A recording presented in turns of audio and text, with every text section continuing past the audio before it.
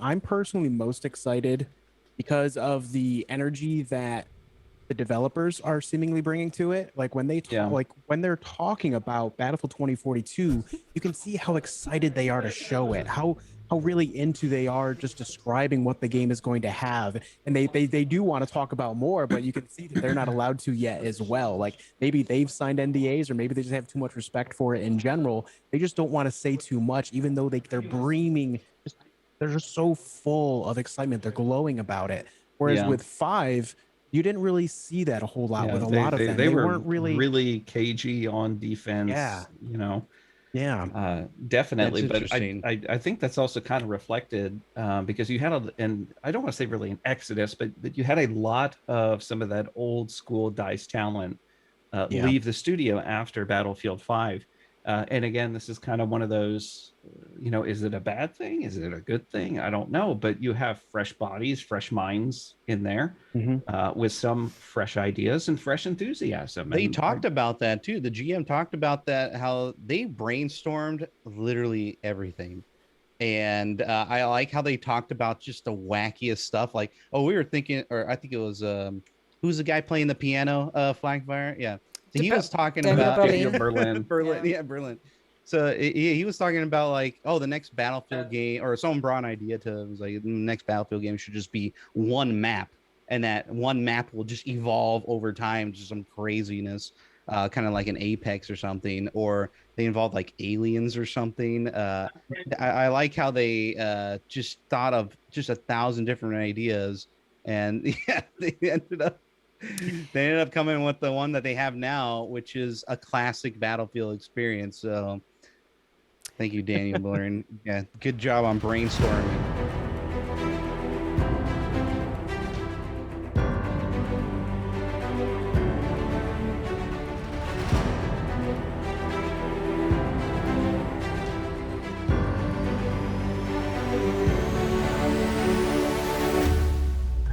There we go. We are live. Finally.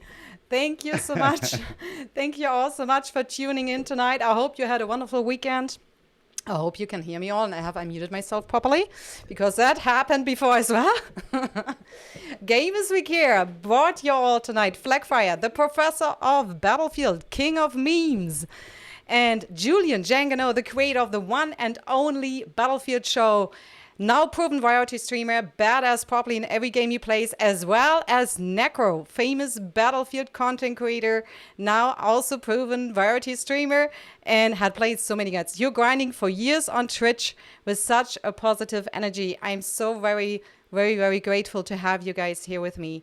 Also, you guys in the chat, of course. Make sure to check out their channels if you haven't already. Cylon will be our moderator tonight. He will put their links in the chat, so make sure to check them out. As always, I invite you to shoot your questions in the chat so we can pick them up as soon as possible. If you have any ideas whatsoever, just shoot them in the chat. We will pick them up when we can. So, what will we be talking tonight? We will talk about Battlefield 2042. The 17th installment in the Battlefield series. The title is scheduled to release in October 22 on all platforms, and I think we as core Battlefield fans are really excited for this game. I would say let's not waste time, right? Let's dig right into that. Are you ready, guys? Are you good for it? Yeah. Ready. Yeah? Let's go. All right. Actually, let's start with something easy. I mean, you, Flagfire, saw the trailer, I guess, before we saw it. But when you all have seen the trailer, were you surprised by what you have seen? Were you surprised about this game, how it is? I mean, I would say yes.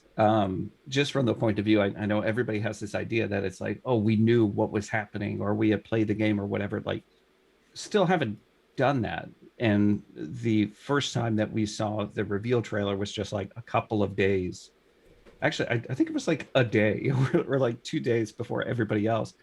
And so all of that was just really eye-opening. And it really kind of floored me in a way because I was watching it and you see the big, tornado rolling around. I'm like, they can't do this. Like, this isn't a thing that they can do in the game, right? Like, is this real? Is this just, images, like movie magic kind of stuff?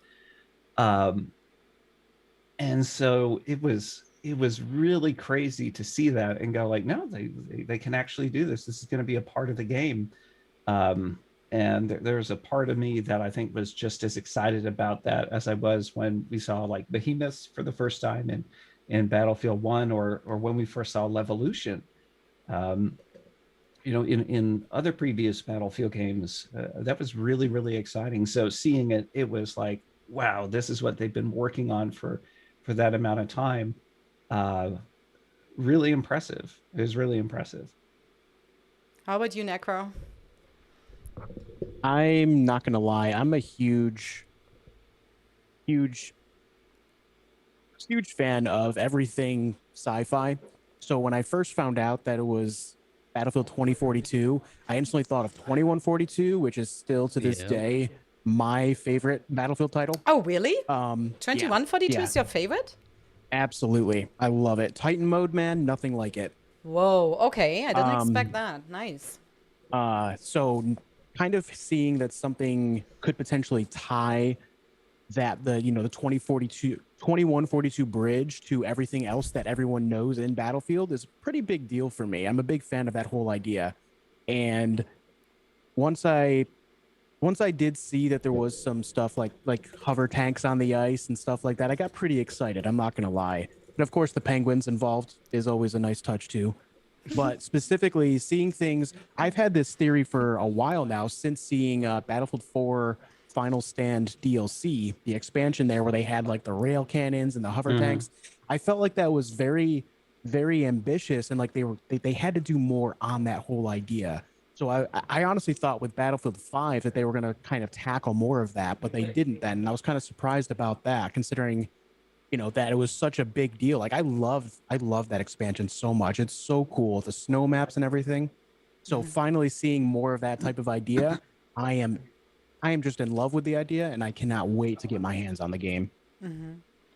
Yeah, jumping off of Battlefield 5, I really thought they were going to go back to the old school direction with the whole World War II setting, and like seeing the reveals for like the single player and stuff for Battlefield 5. I was like, oh, this is new. Like, this is interesting. But I really thought they were going to go with that old school 1942 large maps, like well-known battles and everything like that. Then I got kind of nervous when they started talking about unknown battles and whatnot, and that game just went a whole nother direction. I was like, okay, but this seems different for 2042. I agree with the title, Necro. That reminded me so much of like 2142, or like they're going in that direction, because I have a feeling like the devs loved making that game 2042, because they just put Easter eggs for it in a whole bunch of different games, and they always reference it and everything. So I'm excited for the title. It didn't have to be that. It could have just been Battlefield, which would have been cool. But it seems like they were kind of messing with that name. But I'm excited for the future, because they're really focusing on veteran players, and they keep talking about what we did in the past and what made it cool. Like, well, and look at all these only old Battlefield trailer. ones. The old trailer was just, hey, veterans, we see you. Yeah. Yep. And the nostalgia everywhere. They even put a what do you call it? A rendezvous or whatever they have. Rendazook in the trailer. I was surprised. I was like, they're not actually going to do that, right? And I was like, man, what a meme. I was like, Jesus. It's just memorable, It is, right? It is also like very unusual, I think, for big corporations, I would say, to show this kind of attachment to their core base. Like, I wasn't expecting this kind of level of going deep into, we do this for you, the user. We want to show you, we think about you, and the most interesting thing was really for me, like, for watching people who have never seen the game before, like they were all acting the same way, right? They were all acting like, "Oh, this is bullshit," you know? and this was really nice to see. Like, I had goosebumps for a week, I think. Like, just, you know, I saw this trailer so many times, and I was like, wow. They really tried. They really tried to do the right thing. That reveal you know? trailer was just amazing. It's not unexpected too, because thankfully it wasn't leaked or anything. So that just made me so surprised and happy to see. And then starting out with that Davenman Peak thing, I was like, oh, I know what that is. Yeah, there's just so many references to previous Battlefield games in that trailer. So for the veterans, it was really, really exciting, you know. And Mizzy, you talked about, like, you were surprised that the devs kind of went that route, you know. And for me, it was something, you know, I don't know about the rest of the Game Changer specifically, you know, but I've been trying to say, okay, you know, you really need to communicate to the fan base that, you know, you care about them, you know, especially after what, you know, how Battlefield 5 ended up with a live service and everything like that. You know, you expended a lot of energy trying to convince players that, you know, this was going to be that experience, or that it was good or whatever. And, you know, with this one, it really needed to come across as, you know, you showing that you're listening to the players, or that you see them, or that, you know, it's the whole, like, we're back. Really hard to say. Yeah, Yes. kind of, but it's one of those things of, like, it was almost an apology in some ways. Yeah. If you look at the trailer, they were like, you know, we tried to do something that didn't work. We You know can take what you want. Here you go. Yeah, You know, you can take and- any one scene from the trailer and recognize that they're shouting out to the community that they've had for a decade plus, going all the way back to 3, Bad Company 2, just very recognizable things right out the gate. I'm asking myself right now if I missed something. Well, shall we watch the trailer again together? And you pointed out, but the problem is I can't stop it. We can only The first thing. problem is for I me can. We is- can only watch it once, and I can put the screens of us in, but I can't stop it in between. That's Think of just the ambush scene where you have all these soldiers going through these shipping crates. Instant trigger for me is no shark canals. Right? yes. Okay. And so, Good like, one, right good out one. the gate, like, that was very early in the trailer. I think that was the second or third scene, right in there. And it's just instantly recognizable. I was like, oh, okay, I like the direction of this already. And then going on from there, it was just nostalgia hit after nostalgia hit. And it's just, I felt like I was being welcomed back to Battlefield. Sure. And there was even, you know, some references in some way, I would feel like, to Hardline, where you actually have kind of the chase going on, where you've got the Ripper vehicle chasing the hovercraft, you know. And it's just like, you get kind of that, like, hot wire feel to it, you know. That was one of the things that I immediately saw and picked up on. I was like, yes, I missed speed. You know, like, having You're gonna need it. speed You're gonna in some need it. games. We're gonna need it for these massive maps. Mhm. So But I mean, can't wait. there's just so many references and callbacks to previous games and things, and, you know, total love letter of a trailer. So that, I think, for me, the first time I saw it, I was like, all right, where we go now? You know, like, that was my big question. I'm like, I feel like your heart's in the right place, your mind's in the right place. What's next? I want it now, you know. So Well, to bounce off someone that was on chat here, how'd the quad get on the building? Well, it harkens back to how we got quads and vehicles on Crazy Things. They use the elevator, put it on a helicopter transport, get it stuck in the center. Are you telling me you've never put an ATV in an elevator before and tried to How do hit you think it helicopters got with it up? on Sea Yeah. to Shanghai? I think How do you think he got up there? I think this is the stuff I missed the most, to be honest, on Battlefield 5. Like, having big buildings, getting on top of it, using my parachute, you know. Parachute. This was the one thing I loved the most about Battlefield 4, parachuting down and then noob tubing somebody from the top. Yep. I really love that shit, man. It's really great. How do you feel, guys, in the chat? How do you feel about it? Like, first, best question. Did you all see the trailer? Are you all Battlefield fans here in the chat? Did you all see the trailer? Not that we are talking about something you have never seen, because then we have to see the trailer. I have it here. Yeah. Yes. I love the first one. I don't know. We could talk about the second one. I don't know. Yes. That's a Yeah. different story for me. Yes, definitely. I mean, the gameplay, the gameplay reveal trailer is a big one, and I think this is what we will mostly talk about today. Because I mean, having a nice trailer is good, but I mean, what we're all interested in right now is what happens next and how is the game actually, right? No, Vanita, I don't believe you. No, I like. Nah. I did just watch it 20 times. Yes, right. Anna's question in the chat: how did it feel to know more about Battlefield 2042 than the rest of the world before release? So for me, like, it's very hard not to talk about that kind of stuff. So you know, I'm in my car listening to Kickstart My Heart on repeat, and my wife is like, "Why are we listening to this song?" I'm like, "I can't tell you. I can't tell you why." You know? Really? Did you tell your daughter? Every day leading up to the release of the information, what was it, on the 13th, right? Is like everyone's like, yeah, something like that. Yeah. Hey, well, let's talk about Battlefield. And I'm just like, I don't want to. I mean, I really want to, but I don't want to for the sake of, I don't want to get in trouble, man. It's like I want to talk about it so much. I'm so stoked, but you know. Yeah. But they're like vibrating with excitement.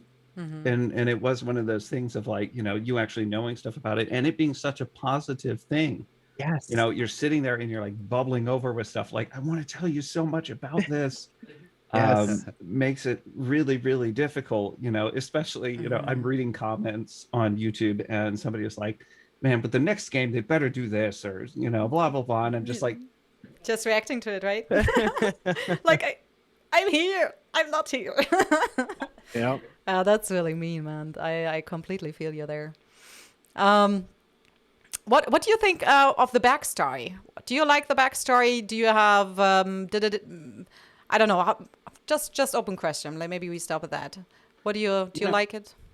I like it. You know, it's interesting. It's compelling. You know, I like when games come up with plausible storyline. Somebody may look at it and say, oh, it's not really that plausible, and in my opinion, yes, it is. But I think it's very interesting that EA and DICE are taking the approach of like deliberately saying like, this is not a commentary on, you know, social change, climate change, etc. And I haven't really seen anything to indicate that they're like, you know, trying to push an agenda in that regard. And certainly in Battlefield 5, people felt like they were in some ways, and I think that adversely harmed it. I haven't seen a lot of commentary towards that, but from what we know about the plot, it seems plausible. It seems interesting. It seems particularly, I want to say, close from the point of view of like, there's a lot of discussion about refugees and you know, a lot of very timely things that if you pay close attention to the news, there are a lot of those topics out there that'll pop up. So it seems like something that's just, you know, it's comfortably close but not too close, and you know, it's intriguing enough that I feel like there's a lot to dig into. My big question is, how much more backstory are we going to get with this, and how is DICE going to do that? Because there's no single player campaign, right? So how is that narrative, that storytelling going to unfold in the rest of the game? That I want to know, because I think it'd be really fun to explore and make content about. Janganoo, I mean, we all know the phrase. The phrase "history repeats itself," right? And the things that are highlighted so far in the story with like climate crises as well as refugee crises, these are all things that have happened for longer than we have history of. So even if it weren't something that were a very high topic in modern news now, it's something that they can just say, you know, this is a thing that's happened before, and we're just kind of going with the narrative that it can happen again. right? Definitely. Julian, I was thinking of the game you played last. What's the name again? Yakuza? Yakuza? Yakuza. Yeah, Yakuza? Yakuza. Because you Mhm. said you sorry, Yakuza? Yakuza? Jacuzzi? Jacuzzi? Yakuza is a game that you can see on Twitch. Yakuza streams. Yakuza. There's a whole directory for it now. Yeah. Damn. Hey, my excuse What a miss! I've my- blown my- that opportunity. my excuse is always I'm German. That always counts. I'm German. Why not I think of that? Damn it! Playing Yakuza in the Yakuza. Yeah, There you go. There you go. So the And I'm writing that question is no, just because you said you loved how much love they put in the characters, right? So I'm thinking Yeah. right now, I feel like they're trying to combine, you know, the background stories about the characters and try to build up a storyline and then give us more content and give us more stories. Yeah, they're all along the faceless way, right? though, right? It's kind of like a faceless soldiers kind of thing, and they're fighting for something that I guess we will find out. And who knows? They might do this with like reveal events, like Call of Duty does, to put in like Pre-stories? cinematic trailers or something to like reveal a new map or look what these evil no-pats are doing and which side are you gonna be on, like kind of thing. I don't know, community stuff. So there's a lot of ways to tell a story. Even the GM said that there's gonna be a lot of secrets within maps, lots of secret ways to get around, and there's like little Easter eggs, like their Easter egg thing's probably gonna be off the chain, but I would rather them much focus on completing a video game first before doing Easter egg stuff. That would be a plus. So that sounds all fun and all, but let's get a good game at launch. All right, solid. Let's not have the tornado come in and then crash all the servers. Like we don't want that. Like that's going to be really bad. So we'll see what they do with story and whatnot. That's kind of like on the back burner for me. Like it's cool, but it looks like their focus is just on multiplayer. Mm-hmm. What do you think, Flag? I think there's a lot of people, that are happy that the focus is, on multiplayer. Mm-hmm. I'm somebody that enjoys the single player side of things. I enjoy the narrative because it helps establish, like Julian was saying, like motivations for fighting, like why you're doing particular things. There's a level of involvement that I get out of learning about the world that's in the game. It's one of the reasons why I like doing historical video games, because I can, explain the events of a map or, showcase why, this is done right or this is done wrong or whatever. Mm-hmm. For the most part, narrative helps me more deeply enjoy games. And so, I do think it's important. At the same point, I do agree that the focus should really be on gameplay first and foremost. Because without that, you're going to have a pretty difficult time convincing people to look further into the lore and everything. And I also think, for context, Battlefield 2042 following Battlefield 5, absolutely the focus needs to be on stability, completeness. This idea that you're bringing a complete product to launch that is ready to go when it arrives. Things just work. What I really don't want to see happen is weeks of bugs and issues. I realize we're talking about a Battlefield game and it's a bug, not a feature, but we don't want them spending weeks on fixing company coin accrual issues or a TTK issue that maybe didn't exist, or like I don't know, there's so many things that plagued the previous game. They can't have that again. Otherwise, you're going to have another BF4 on your hands when, like I said, the tornado comes in, everyone just crashes. When I saw the tornado, dies. when I saw the tornado happen in the trailer, my first thought was Siege of Shanghai in beta. Just every time the building collapsed, it was like my game would crash. It was like, oh. On release too. And then it happened on release. I was like, oh, this is beta. They're going to have it fixed by the time the game comes out, right? Load up the game for the first time. I just so happened to get in Siege of Shanghai in Conquest, and I'm joining the server as the building is collapsing, and immediately disconnects. My whole game crashes. I'm playing on a brand new Xbox One at the time, like day one Xbox One. Yeah. How long did it take like to fix them? How long did it take to fix them? Can you remember?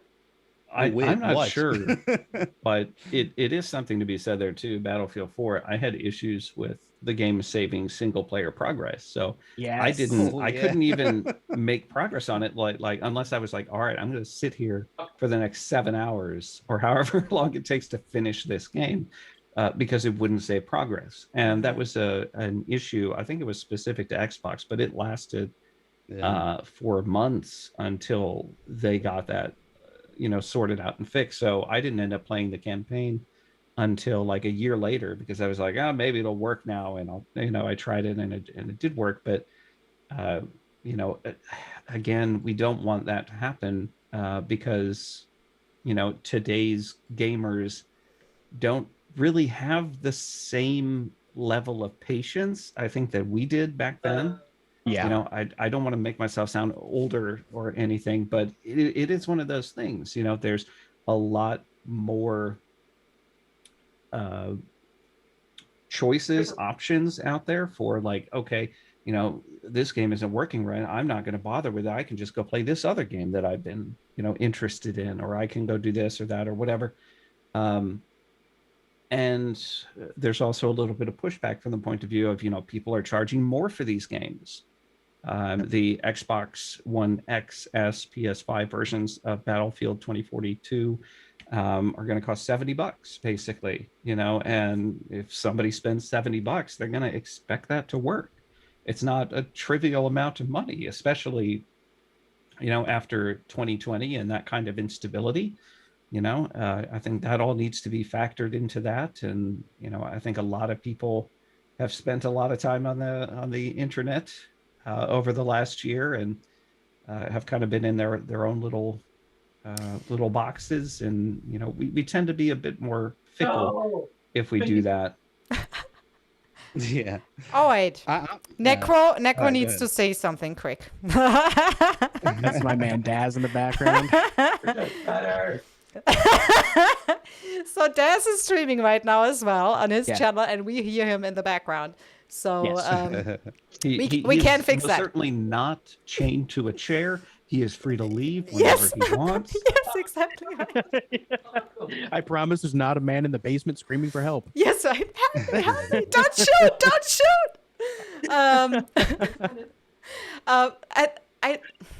I'm sorry, I interrupted somebody. I interrupted you, Julian, right? I think Julian. Oh, no, it was nothing. Go ahead. It's weird. My first thought was when you said that, I'm so used that when a Battlefield comes out, that there are issues in the first 3 months before they bring the first big update that you cannot really play the game. And everyone is complaining. So I'm used to, before I started like with content creation, now it will be different. Now we'll play the game from day one. But before, I was always waiting for 3 months before I played the game, so I don't have to hear all the people complaining about stuff, because then it's fixed, And I still have this mindset, like, I don't care if it's not working from the beginning. At least if they can fix it, everything within the first 3 months, I'm good with it. But I know this time it's different. Yeah. Like this time, like for the community, so we get this game working and everything. At least, I mean, little fixes, it's okay, but big fixes like this, like the game is crashing. When we have a tornado, it will crash every time. This is like a no-go. It's difficult, and we're talking about a game which its production pipeline probably looks like the Christmas lights that you take out after them sitting for like a year in the garage, and they're just like in this big jumble of wires there. Torbis in the chat had said, well, Battlefield 1 launched and it was pretty stable because they had a good amount of time with it. How much time did they have for Battlefield 1? Because now they had 3 years, right? I think it's about that amount of time, but right, exactly. we're looking at 2042, and it is a significant amount of time, but It's also several different studios. It's a lot of work from home. It's a lot of COVID. remote, Mm-hmm. things because of COVID. That worries me. Yeah. I'm hopeful that, everything has been streamlined, that they have enough people to do what they need to do in order to put out a solid, functional product.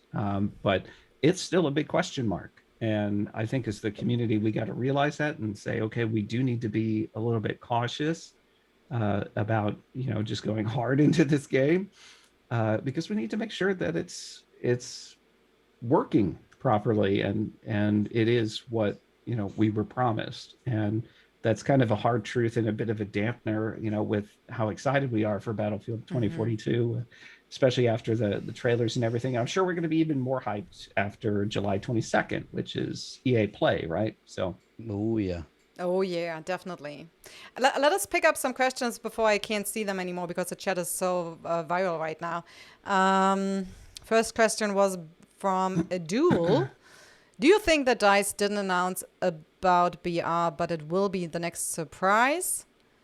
I leave that to you guys. I would say no, but I'm a big fan of battle royales myself, and I do hope there does end up being one at some point. As we know, Criterion developed Firestorm for Battlefield 5, and I do believe that has been said that Criterion has put their own internal projects on hold to work on something Battlefield related. We've not heard anything about this whatsoever at this point, but they have also been very firm that there is not going to be a BR at launch. Yeah, right. I can't remember. I don't think Firestorm was there at launch either. It wasn't. 5. no, it came It later. was delayed. So, It was like 4 months or something after launch. So with that in mind, as well as the recent trend between Apex and Warzone to be announced and then launched within a 24-hour mention of each other, I'm kind of expecting that same idea with Criterion working on whatever they're working on with Battlefield, which I think is a BR again. I think it's going to be something more along the lines of Tarkov. Personally, I feel like it's going to fall into that category. I know you're into it. I've watched you stream in the game before. You mean Hazard now? Are you talking about the Hazard Zone? Hazard Zone? Hazard Zone. And Criterion's working on that? I believe no, so. I don't know if that's what they're working on with Hazard Zone or what, but it's not been mentioned what Criterion is working on specifically at any one point yet. So that's my thought process there. Okay, what is DICE LA working on then? DICE LA is working on that redacted mode. Yeah, the redacted which one. we'll see during EA Play Live on the 22nd. Okay. Yeah. And that's one that they have been working on for over a year, supposedly. So I'm expecting some big things for that. That's a whole nother topic that we could talk about. I don't know if you want to get to that yet. Yeah, definitely. It's a big one. I know. We have to. It's a big one. We get to this again. But I think BR will be something like more like next year. I think they will start first with the other modes. Let me check quick the other. There were 2 more questions, and then I would like to get to something else. Okay, how much? Anna said, how much longer is it going to take for Battlefield to implement jetpacks after unlocking flight in this game? Well, this is a question I don't think we will be able to answer. I mean, we know they're capable of it, right? In Battlefront, they have jetpacks, the short-term jump packs that they have on some of the characters in that game. That's something they're capable of. But as far as in Battlefield 1942 had jetpacks. Yeah. So it's like, it's something they're very capable of making, right? And it's a matter of maybe it'll be a gadget on a specialist at some point in the future. We've only seen 4 out of the 10 for launch, as well as there's going to be another 4 with the first year of the game through the live service. So maybe it's something there that we haven't seen yet. I don't know. It is 2042 after all, right? God, no. Are there specialists you're actually waiting for them to bring something in mind already? Do you have like specialists you saw like this would be great to see? I wanted a brainstorm. I wanted a brainstorm, but it's just like it's too much. I'd rather just wait and see what they got and then criticize from there on, or talk about it then. You know, talking about specialists though, there's a lot of concern in the community. You know, how is this going to work if we don't Right. tie specialists to weapon classes and things like that? And we've asked some questions about it, and it's probably the best / worst response that I've gotten is, you're just going to have to wait until you play it because it works. I'm just like, what does that mean? Oof. Like it's an exciting prospect, and I want to trust them and say, okay, it's your game. I think you guys know what you're doing. And it's also something too, like we did basically have specialists in some ways with, Battlefield 5, for example, because you had the Cosmetic ones. no, not the no, cosmetic you meant- ones, but the other little abilities for each class that you could choose. Pathfinder for yeah. recon and stuff like that. I don't remember the name of it. Traits, something- specialist traits or something. Yes. I guess. Yeah. Something. Not a whole lot of people really paid Combat attention roles. to them or use them. Yes, Combat combat roles, roles. right. And so I look at it, I'm like, okay, it's not really that big of a difference there. I think the biggest impact really is going to be on choosing equipment. And because I saw, anybody can have a rocket launcher. It's like, oh man, I would not want to be a vehicle player for this, but I assume there's got to be some kind of balance there with that. I don't know. Yeah. I'm going to trust in just wait until you play it. It makes sense when you play it thing. And if it doesn't, then I'm certain that, people are going to complain about it. Changes will be made, etc. But I know that a lot of the community is really concerned about that. There's a lot of people that are very concerned over the whole idea of them replacing the classes. But something I would like to kind of highlight here is it's not so different from the classes as we know them, like Flack said. It's a matter of, think of Battlefield 4, the assault class, where you can choose to have either the grenade launcher, or you could have the paddles to revive people. You have that choice already. That player agency already exists in past Battlefields. It's not going to be so different this time around. It's going to be a matter of you choose basically which specialist you want to play as, and there will be different cosmetics for each one of these along the way, and then you'll be able to customize everything else. And now there is some concern around that when it comes to balance, but again, we're not really able to know about that until we get our hands on it and play. I am a little bit skeptical as far as players being able to have like a sniper rifle and giving themselves ammo so they can just kind of infinitely refuel themselves. Yeah. But at the same time, if everyone's doing that, then it's a matter of it's player agency, right? People always want players to have that freedom to do what they want. So it's like you can't have the freedom to do that and then complain about it. You have to make your choice which one's more important to you as a player yourself. Yeah, I also think it's important here to say just very, very quickly, because I talk too much. That I've raised I've raised my eyebrows and things before, and I've been proven wrong on them. Right, one of them was squad revives. I was like, I don't like this. I don't like this concept. And then getting my hands on it, playing it, I'm like, okay, this can stay. Yeah. Do you have? Julian, what were you gonna say? I was distracted by my boy Vince's graphic is in here. Hello, Vince. The raid. Vince, they raided? Oh my goodness. yeah. I'm so sorry. I was just retweeting here because I completely forgot that. Damn, thank you so much, man. Thank you, Cassie. Thank you, Vince, for the wait. You're amazing. Thank you, man. I hope you guys are great. I hope you had a great stream. I stopped by earlier. Go ahead, Julian. Yeah, the main thing I noticed from the gameplay trailer is that they showed very to little to no gameplay when it comes to like, and there's no gunplay, like barely any. But if you pay attention closely, there are a lot of things they are intentionally hiding. It almost seems like they're just like everything's like unlocked for them. Like just, go ham on whatever you want. Just pick whatever you want and let's go make this video thing. But you don't see any UI changes, no like kill feed, no like UI, like how many points you get or how to call in things or how to revive people. Well, and we also don't know what progression How to get will look ammo like. or repair. You don't know how to get ammo. We just found out that you can put equipment on instead of a rocket launcher. You can put a supply crate.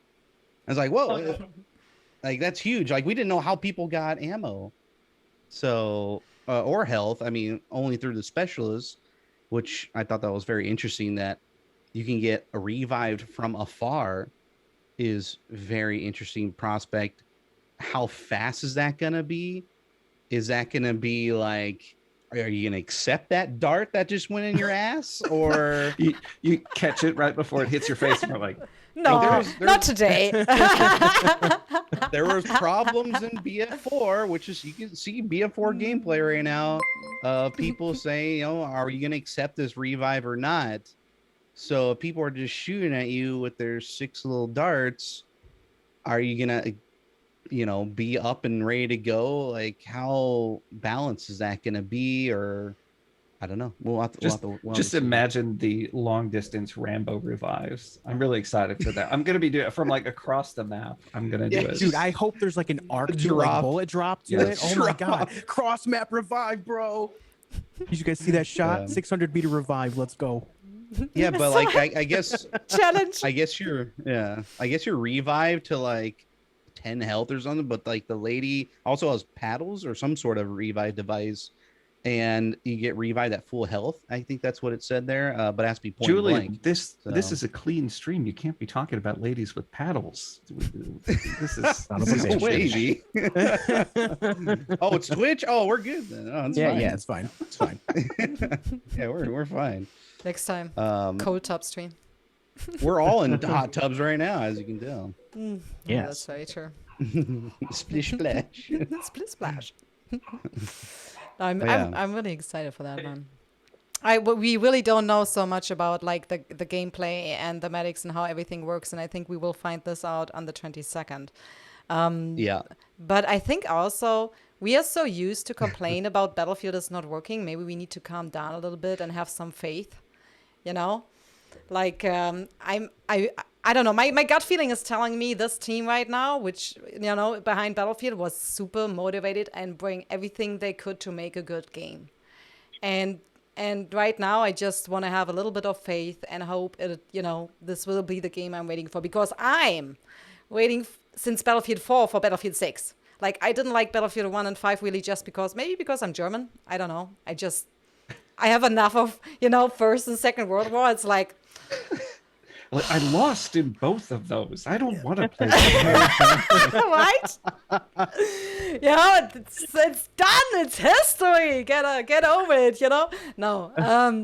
Es ist vorbei. Es ist vorbei. Yeah. No, really. I'm tired of it. I wanted something modern. You know. I wanted skyscrapers. I wanted buildings. You know. I wanted massive destruction. And when I saw this trailer, I was like, yes, Battlefield God heard me.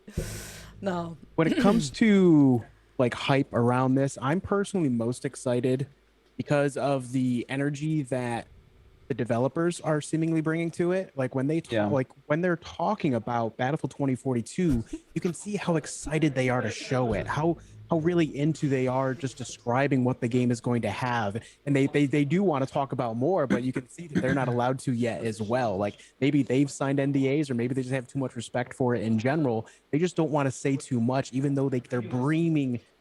They're just so full of excitement. They're glowing about it.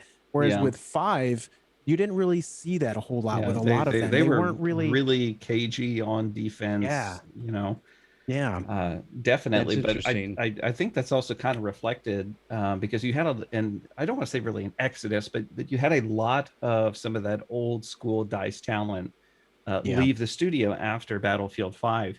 And again, this is kind of one of those, you know, is it a bad thing? Is it a good thing? I don't know. But you have fresh bodies, fresh minds in there with some fresh ideas and fresh enthusiasm. They talked about that too. The GM talked about that, how they brainstormed literally everything. And I like how they talked about just the wackiest stuff. Like, oh, we were thinking, or I think it was, who's the guy playing the piano, Flakfire? Yeah. So he was talking about Berlin. Yeah, Berlin.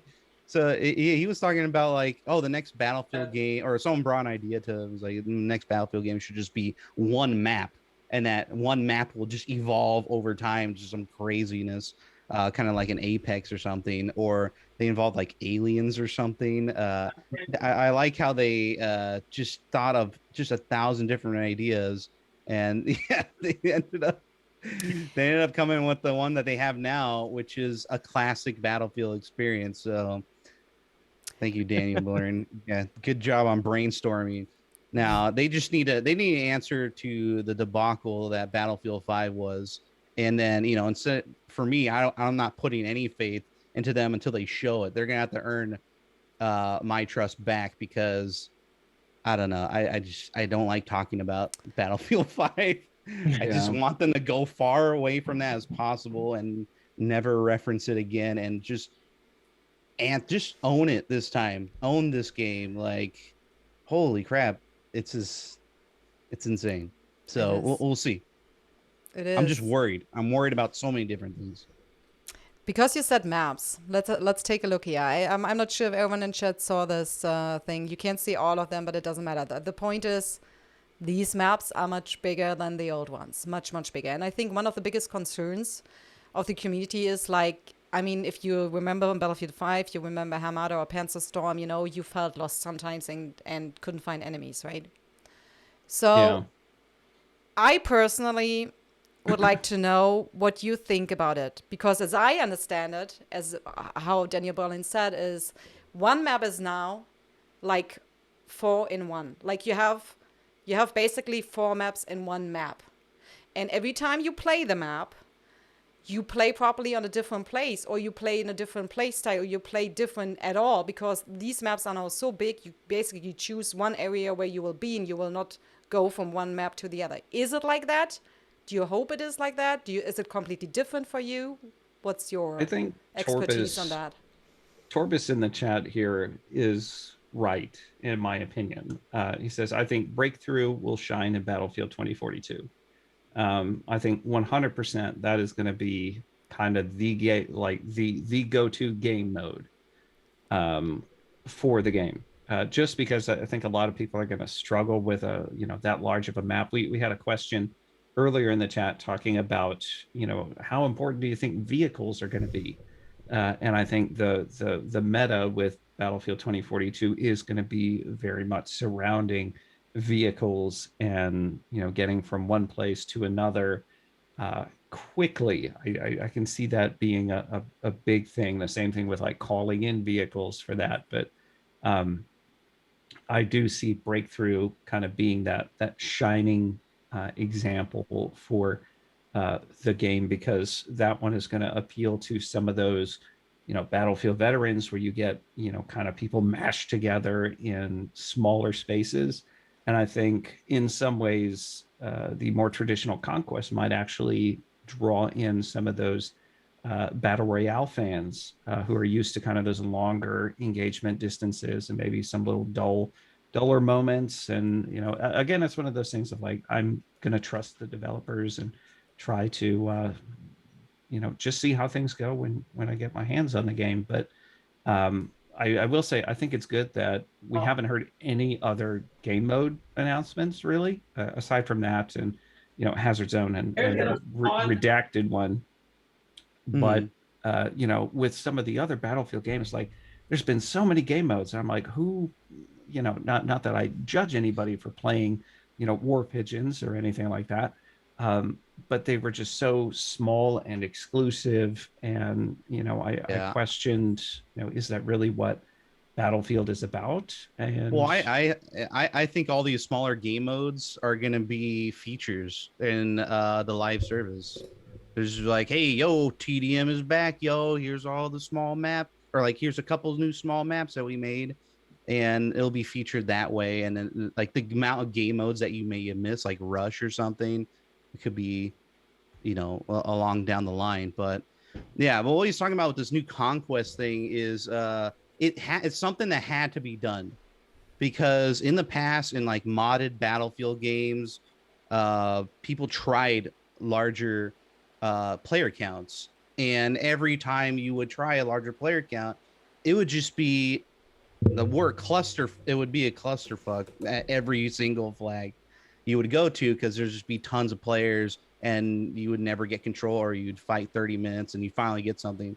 So they have to figure out how to spread people out by giving more objectives. So this is like their answer to that. Almost like a war. I don't know if you guys ever played World War III. They had these like other sections or sectors that you have to capture in order to get control of that specific area. And they're calling these clusters. So a flag has like 3 separate objectives you go for, and it incentivizes you to go from one, like A1 to A2 directly, so you can cap it faster. There might be other things on there. I don't know what those dots are. Those could be like other objectives you can interact with that give you more points to like earn vehicle drops. Who knows? I don't know what it is. But This makes me think a lot of Planet Side. I don't know if you guys have ever played Planet Side 1 or 2, but it's a very massive scale. Think of Battlefield on just a massive scale with tons and tons of players. It's very much like this. But my immediately like gut kick reaction to something was like, oh, it's like Risk.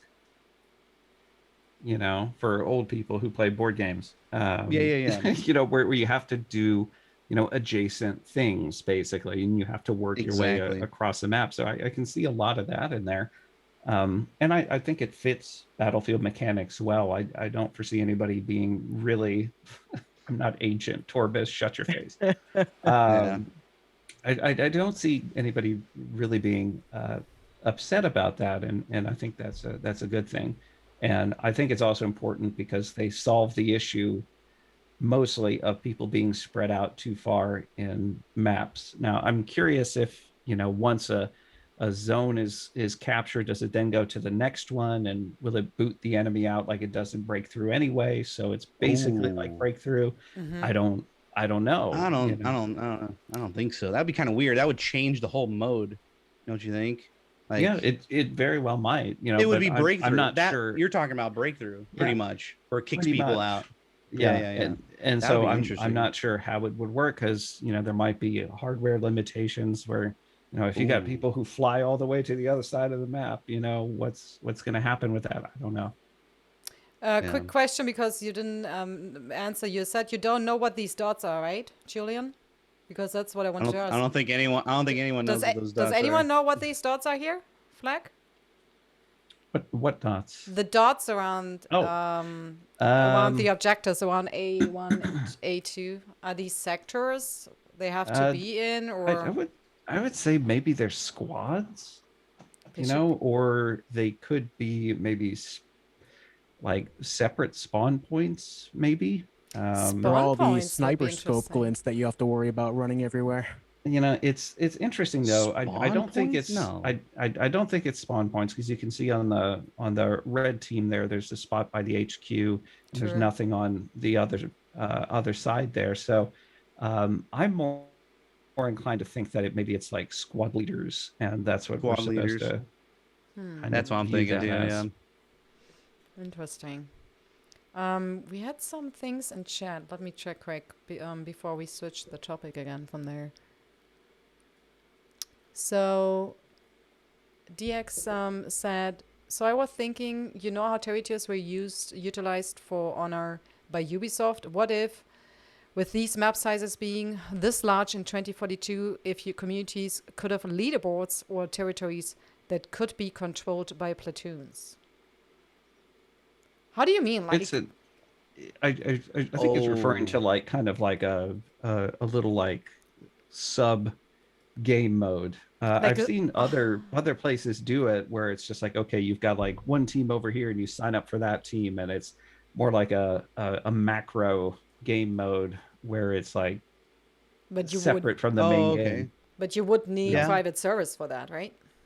Not necessarily, because you just like sign up for a team and then you fight for that team. So you capture 50 objectives and it's added to the point total for that team. I see. And then you're playing against other people. You know, there might be some auto balance in there. I've seen other games do it. It's kind of hard to rope people into it. What was the last Battlefield that had like an in-game ranking system or a leaderboard system, though? It's been a while, right? Battlefield 4, it's been a long time. Do you miss Battlefield?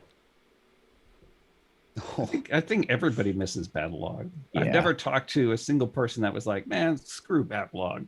Yeah. At first, I didn't like it because it was so different. I was against everything that was different at that time.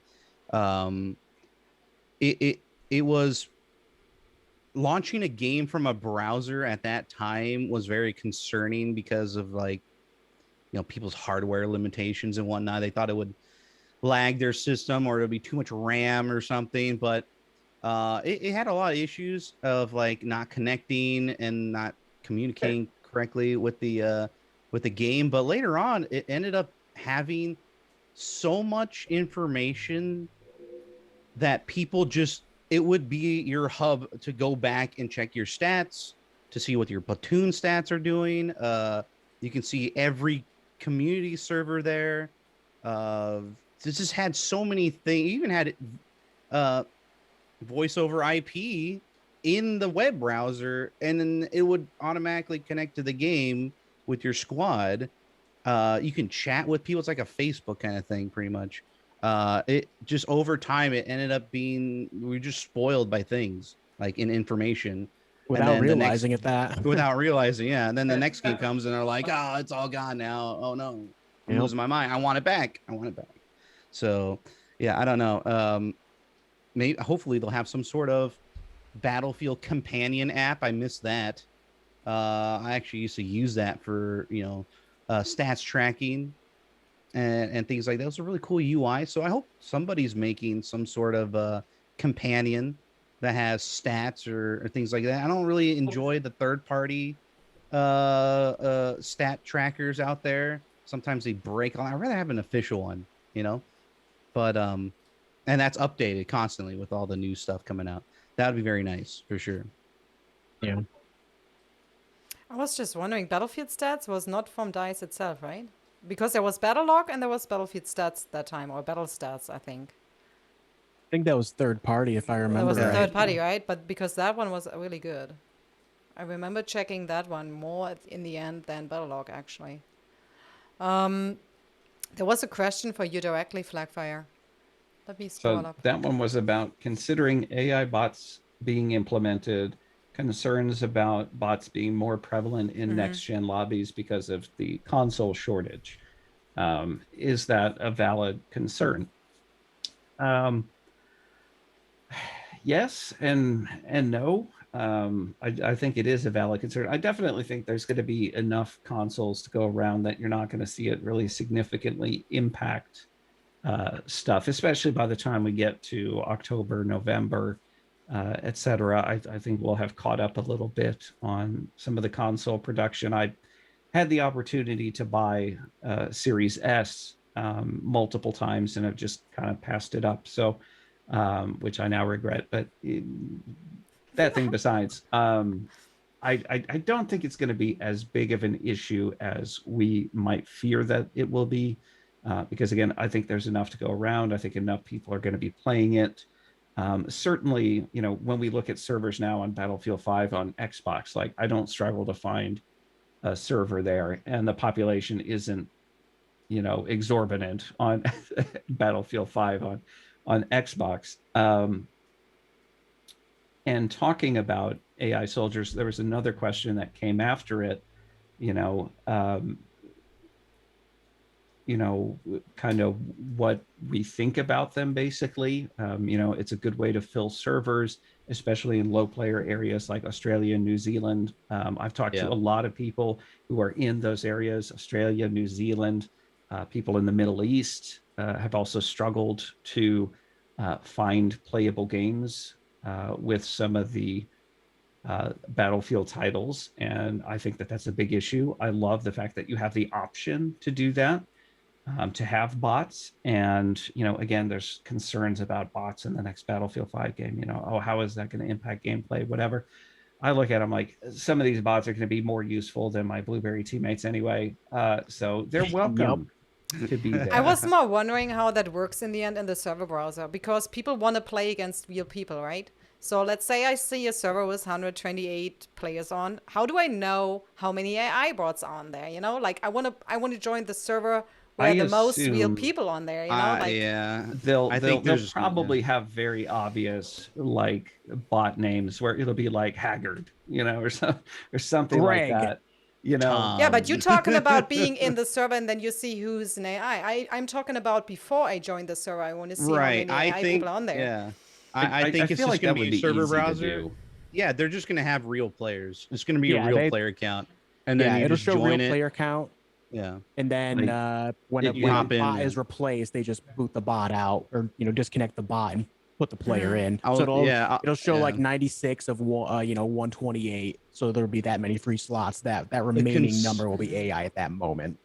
some people have like an immersion concern about that. It's like, what if you're shooting at a bot, or you think you're shooting at a I hope bot, so, and then the gosh. bot disappears?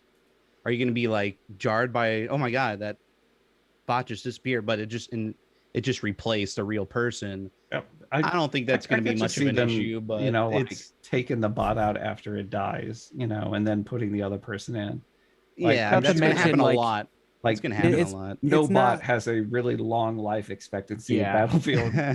And I can True. imagine as well that there's going to be some type of system installed to kind of monitor what bots are in action at any one time, because they can do that already with the squad spawning system, saying this guy's under fire, so you can't spawn on this guy. It'll be the same idea there, where that bot won't be removed because it's currently fighting, right? If they can do Yeah. that for players actively, they can easily do that with AI as well. Mhm. I- I hope there's a queue at when the game comes out. Oh, I'm very- also, I hope there's a queue. I looked up real quick to see how many Xbox Series X's and S's as well as PlayStation 5s have been sold.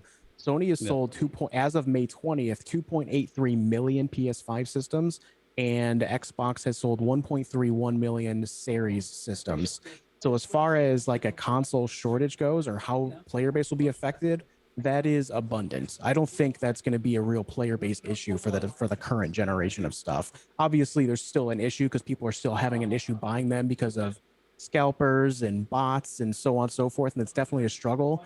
But as far as like active systems out there, there's already several million. So I'm personally really not concerned as far as player base goes. I think Yeah, that- we don't even have to worry about the- AIs either. I don't think we're gonna have many bots at the beginning anyway. Yeah. But wait, are you telling me, Necro, that the bots are buying the Series X and S and Yes. the PS5 They wanna so play that they Battlefield, can play bro. Battlefield? That's Yeah. what's going on. Yes, right. They're taking over. Everyone wants to play video games. Yep. How sure are you they will bring a server browser? I Oh, feel server like browser. they will have to. I see the Yeah. concern in the chat, and Yeah. every once in a while, like you hear Oh, yeah. whispers about things, and I feel like DICE is focused on providing some tools to the community. So I don't know how strong those are going to be, how robust the community tools are going to be, but I would assume a server browser is at least going to be part of that package. So Yeah. I mean, that's been something that's been Battlefield since day one, and they're constantly talking about love letters to the veteran community, love letters to the veteran community. Server browser is a big deal to the veteran community, so I can't imagine them getting rid of that, at least in Battlefield 2042. That wouldn't make sense to me at all. What are your Yeah. biggest concerns, personally, you three, for Battlefield? Anti- Map Anti-cheat. flow. Hey, map flow and anti-cheat are my two. Anti-cheat, 100%. I think anti-cheat is going to be huge for the PC crowd. I'm on not only Xbox for mostly. not only for PC, because look, I want to play crossplay, and if I'm on We still don't know if it's going to happen yet. Yeah. yeah, I'm just saying, if I'm on PS4 and I want to play crossplay because my friends are on PC or Xbox, whatever, and I can't play with them because there are so many cheaters, then it concerns me as well. That's what I'm Yep. saying. I think it's not only a PC problem, even though on PC are the hacks, because in the end, you want to play a game with whoever you want to play it. But I mean, the hack on EA makes you not very confident right now, right? I mean, it could be that they have endless doors now to jump in the game. I mean, we don't know nothing. I just hope EA will give us real infos, because they didn't say anything yet, right? Like anything They had real, a right? spokesman. They had an EA spokesman talk about like. Are you talking about The the hack. breach, EA hack, yeah. or they stole the source breach. code They for certain things in Yeah, Frostbite? I think they stole. Yeah. Please correct me if I'm wrong. I think they stole something like 87% or something of the source code. Could that be? It was a lot. They Yeah. stole about 780 gigabytes of data. Yeah. So as my understanding is they stole the source code for Battlefield and FIFA 21, among other things. So I don't know how much, like percentage wise, if it was the whole thing or I if it think was they part didn't of get it. the whole thing of Battlefield, but a lot. I think, but I'm not sure. I think that's what I read. It is alarming in some ways. Certainly for PC players, and there being a concern of how easy are some of these things going to be to hack. And it's just anti-cheat is one of the big primary things that I read about on comments. Everybody's concerned about on console. I mean, my biggest concern is stability and post-launch support. Yep. I'll be right back. That's going to be really big for me, is the post-launch support in particular, because we didn't get it with Battlefield 5. It was promised to us that, okay, we're going to have this robust live service, and it just went, and that was kind of it, and it was frustrating because they, started to really churn out some good stuff, and then the rug got pulled out, and it was like, okay, we're on to, Battlefield 2042 now, and we'll try again there. Somebody in the chat earlier had said, I'm getting tired of the normalization of the idea where if a game doesn't do very well, we just kill the live service and move on to the next thing. And I think, if Battlefield 2042 is going to be that love letter, you got to stick with it. Even if it doesn't, blow the doors off, the industry,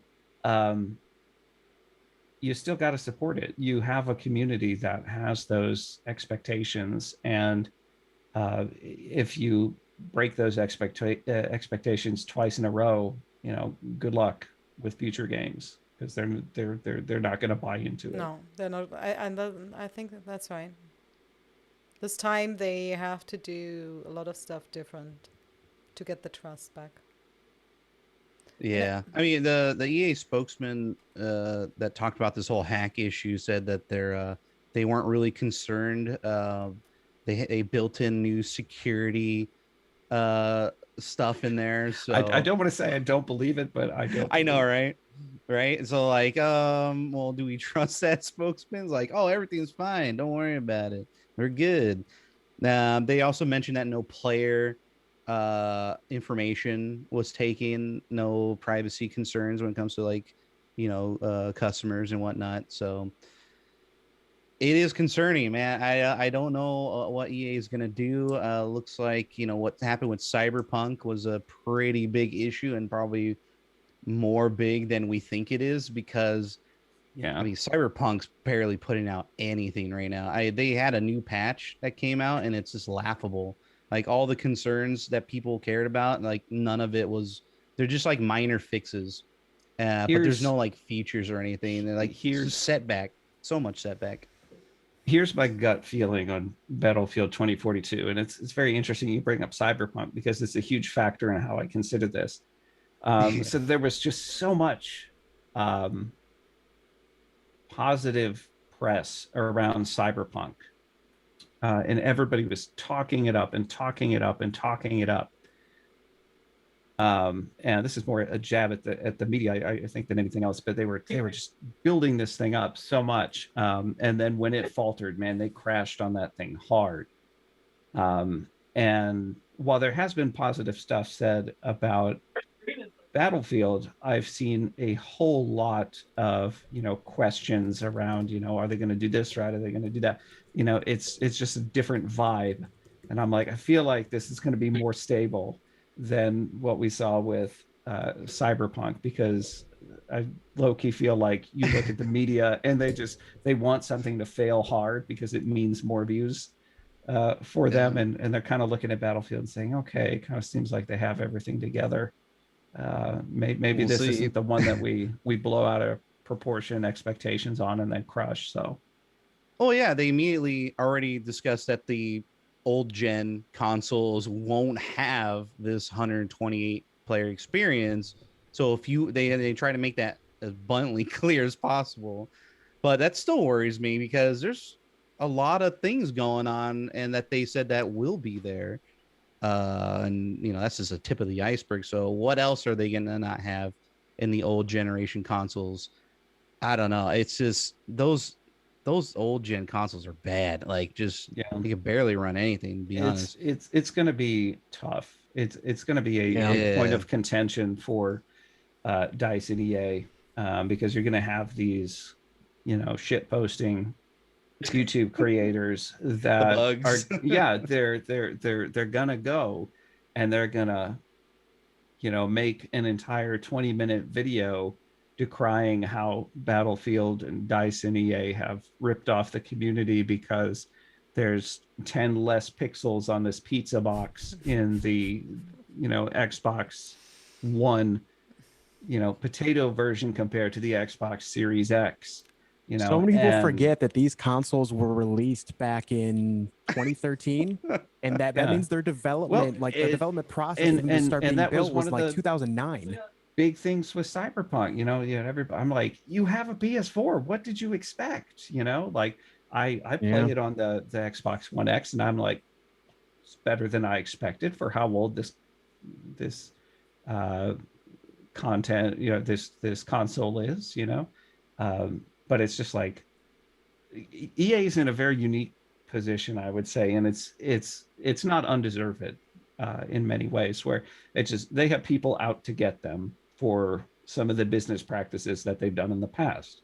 And again, it's not an undeserved thing, but it's one of those things where, what other companies get away with, like Rockstar or something like that, they will put their feet to the fire over it, and whatever little thing there is for it, they will find it and they will do that.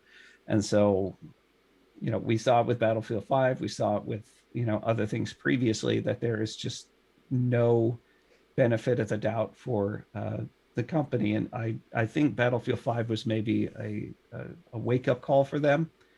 And I think that's part of the reason why we're seeing this focus on, this love letter focus on the community and paying attention to the people that kind of built the franchise there.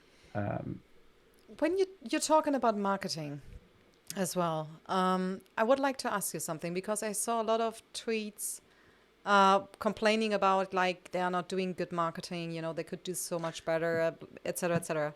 So what I would like to break down, and I think this is interesting for someone who has no idea what marketing is today. Could you guys break down with me together what kind of marketing they did? Like how, where? Because I think there was so much going on we didn't realize. We guys have an eye for it because we know what they are doing, but most people don't. So let's just break it down a bit, please. Besides the obvious thing, the trailer, So talking about Battlefield 2042, yeah? Yes, only Battlefield 2042, because I think, go. Yeah.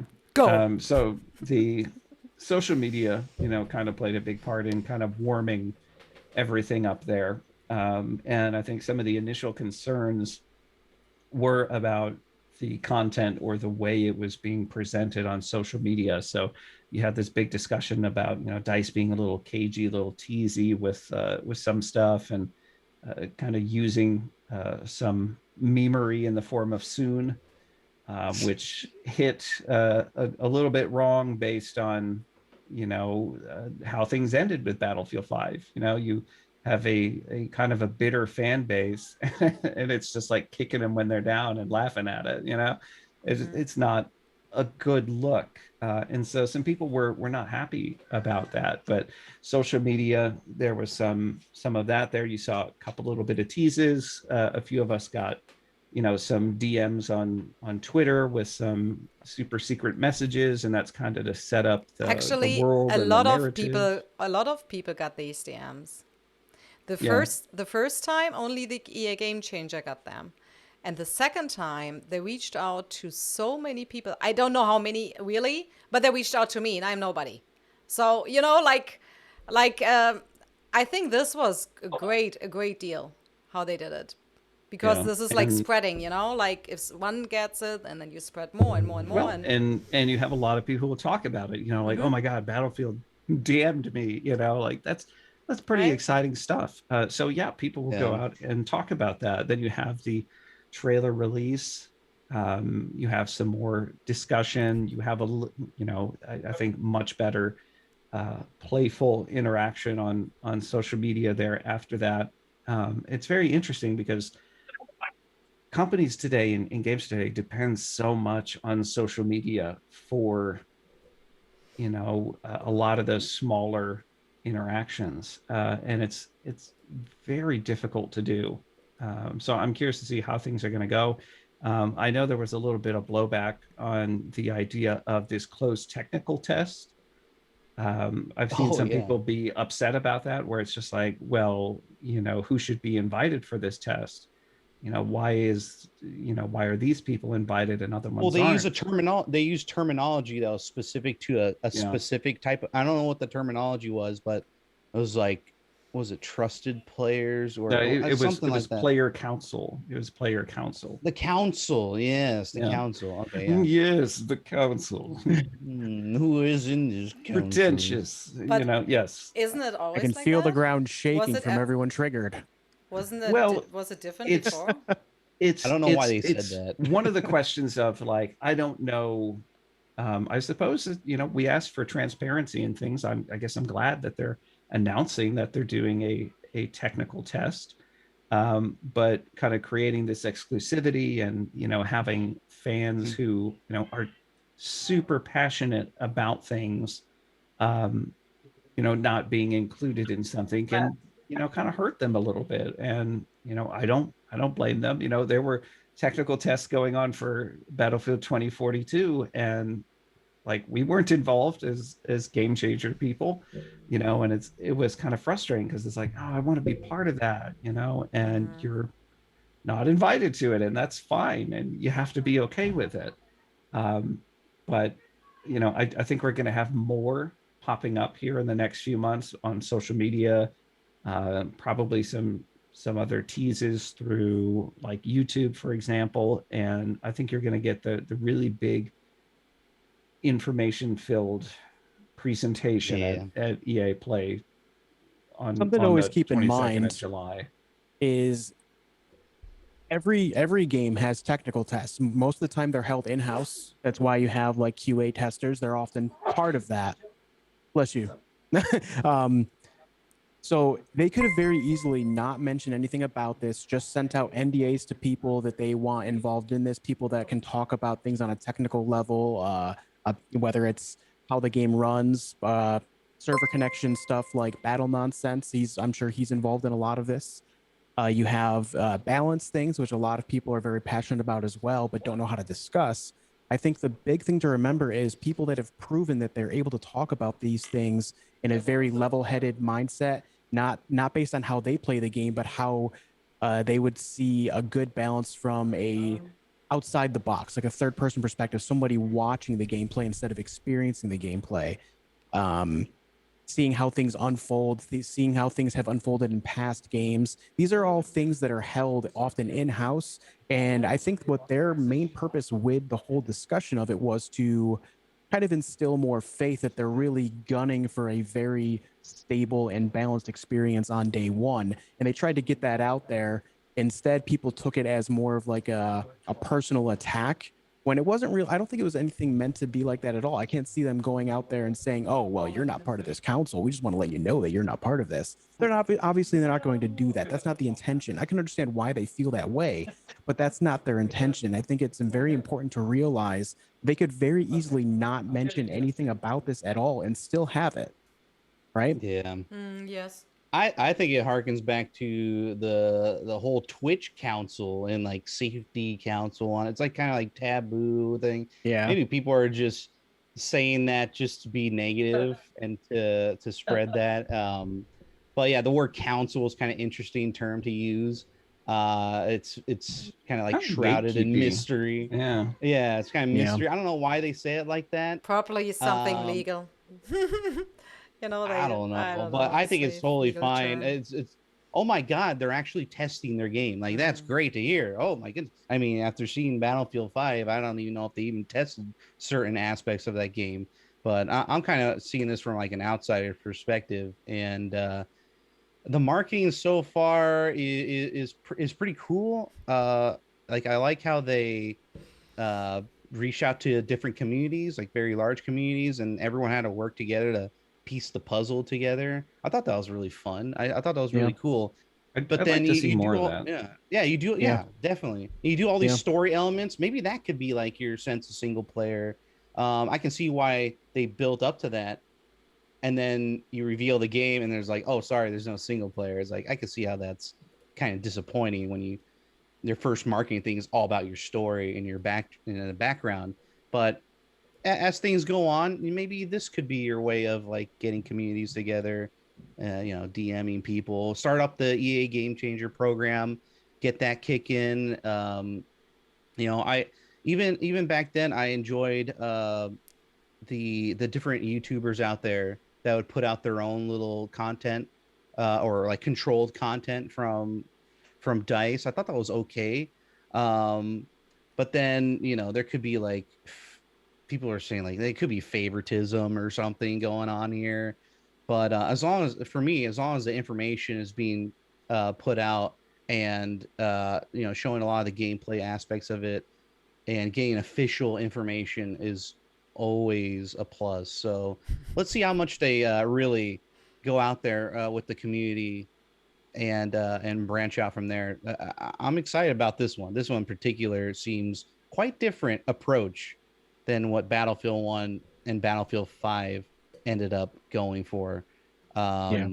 So we'll have to see how this live service goes, but I'm telling you, man, if this, I don't know if we're going to start discussing about live service, but I mean, if we only get one map in 1 year, I mean, that's unacceptable kind of thing, when it comes to like the Yeah. amount of content coming in. But I think by July 22nd, when we do they do the whole reveal event at EA Play, I really think this redacted game experience that they're talking about is going to be massive when it comes to the live service.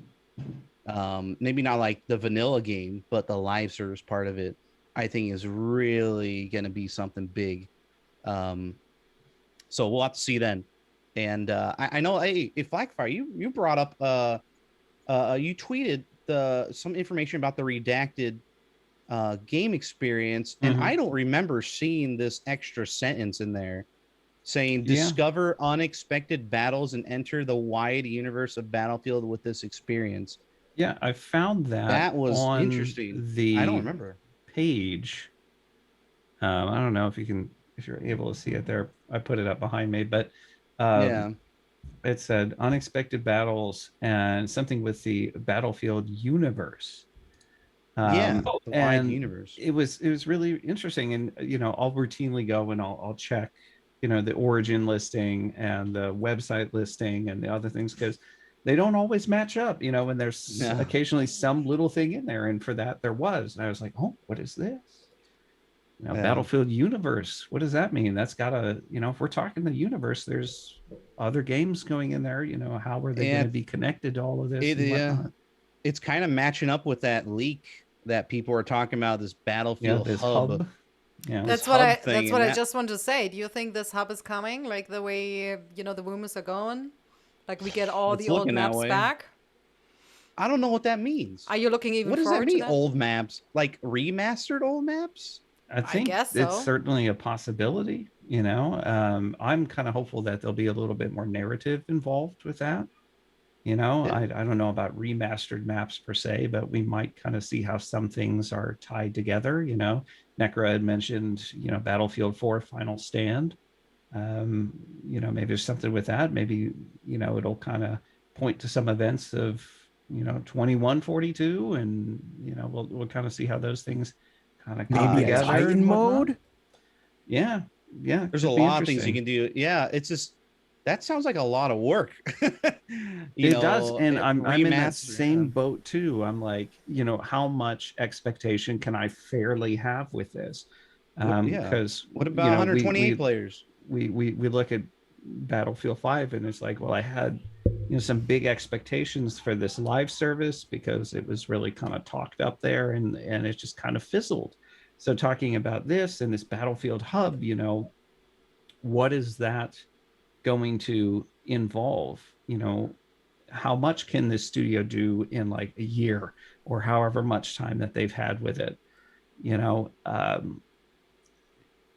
It's a big concern. I don't want to get hyped over something and have it just be like a game mode. A game mode, yeah. Where it's Doesn't just like, we sound brought like back one. war pigeons, yay! And it's like, and that's the announcement. I don't know. It'd be really great to see classic maps. I was very vocal in feedback sessions for Battlefield 5. I was like, you're trying to show the community, the veterans, that you care and that you're there and you see them, and I think a great way to do that is to bring back some of the, a map or two that have been very popular in the community. So I was like, bring back Metro. Like, I just talked about Metro all the time. And I think a lot of people really enjoyed that. And hopefully, if this hub is kind of pointing to that, maybe they're saying, we'd like to create a place where Battlefield veterans from 2142 and from 1942 and from Hardline, where, if they haven't played Battlefield in the last couple of instances, they can come back and be immediately comfortable, where there'll be something that's familiar, but it's new or reimagined in a kind of way. That would be really, really, really cool to see. I think part of me as well, I've seen a couple people mention this, like, wouldn't it be cool if it was a map builder? And I'm like, that would be awesome, but I don't foresee that happening there. Mm-hmm. Yeah, that's ambition to the next level right there. Yeah, I'm like, I admire your Minecraft. optimism, but I don't think so. Maybe hub is the new version yeah. of Battlelog, people have said. I don't feel like tease that. me like that. That's Don't do that to me. Don't break getting my us heart. that excited about. I feel like this is a much more substantial, interactive kind of thing than just like, hey, we've got good stat tracking now. Like, that's great, but that's like a peripheral thing compared to the way that they're talking about this redacted thing. How complicated is it? I mean, if you can even answer that. But I was thinking, like, remastering all these old maps, how much resources do you need for that? How complicated I have no is idea. that? No Like- idea. Like, No can idea. you make a new That's- I game don't know. and remaster all the old maps? Like, I think it's That's- gonna be a handful of them. isn't that crazy work? Like, But I'm I just- don't know.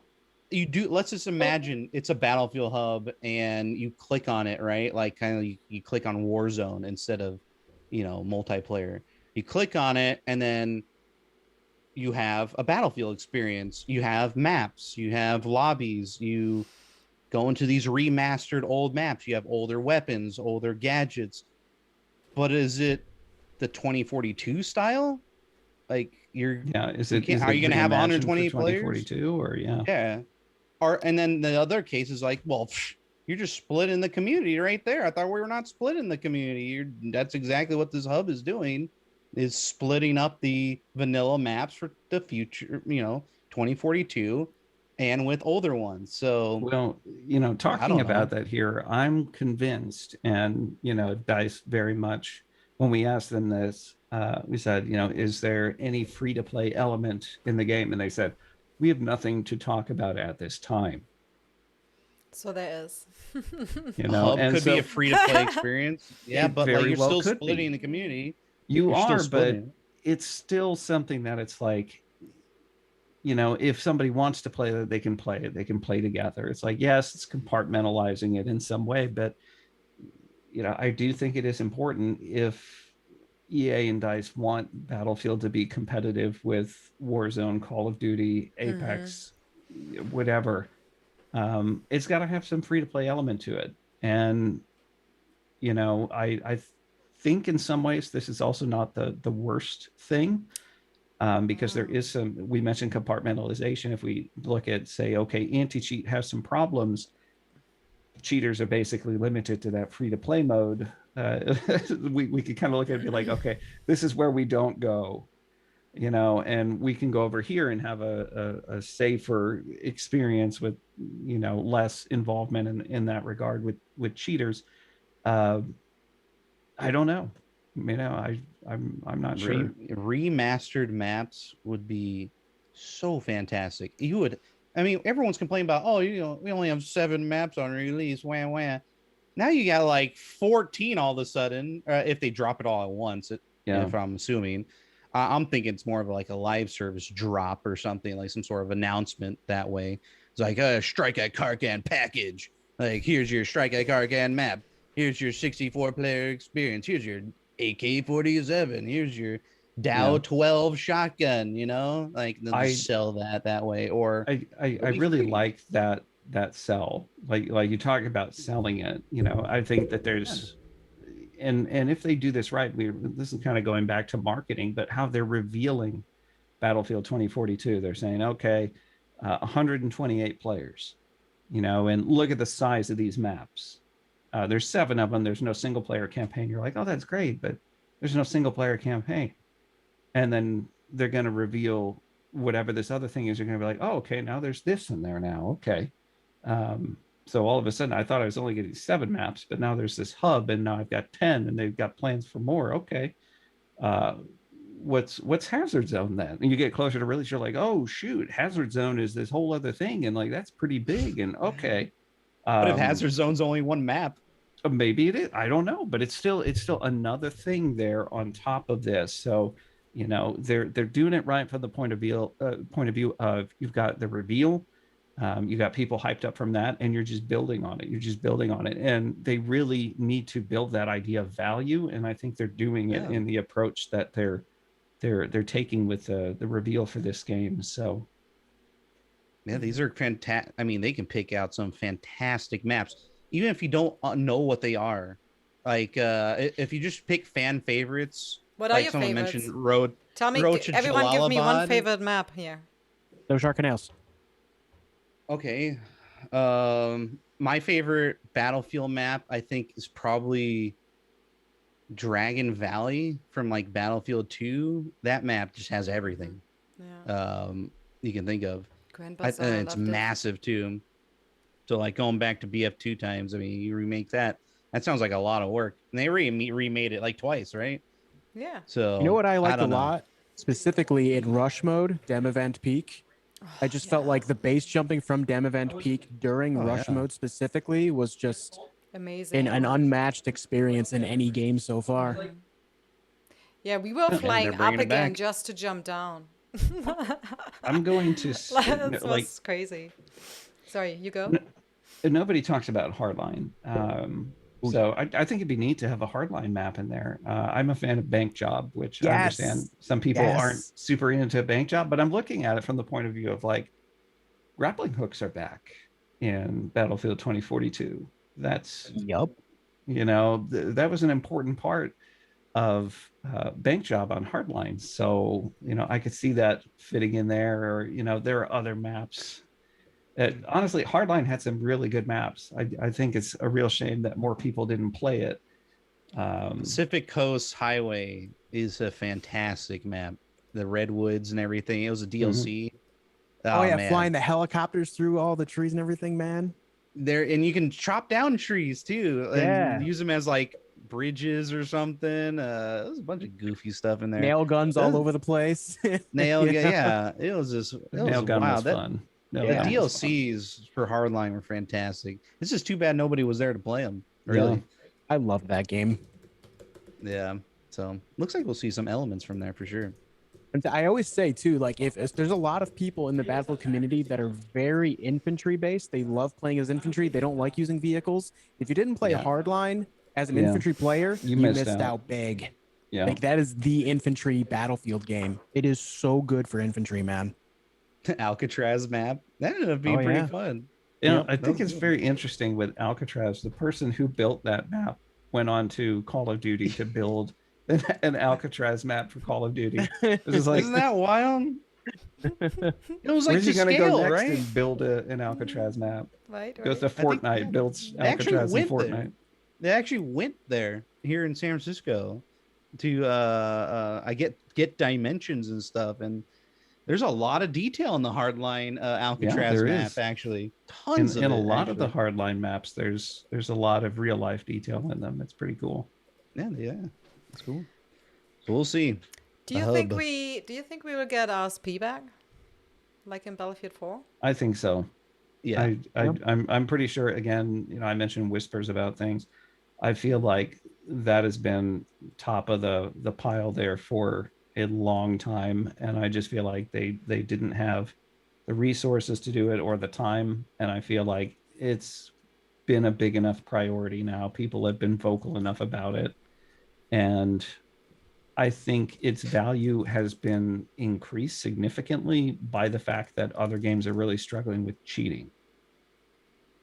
I really see RSP being almost like a get out of jail free card, because you can have somebody, you know, a moderator on the server, like just go into town on anybody who's blatantly cheating, you know, and you can provide a good quality place for your community to come and play without having to wait for anti-cheat enforcement teams to swat this person down.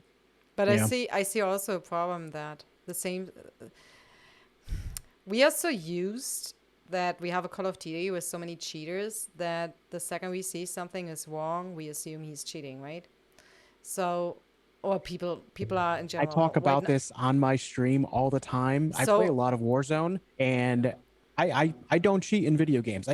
I know life them. I play a lot of video games, so I do things. I know the game very well to a point where I can do things that a lot of people that play the game casually just don't know is possible or can do. So I get accusations left and right. So, and it's like, sorry, but do you see badmins as an issue in that case? Like good players Yes. can't play anymore on servers because they get banned all the time?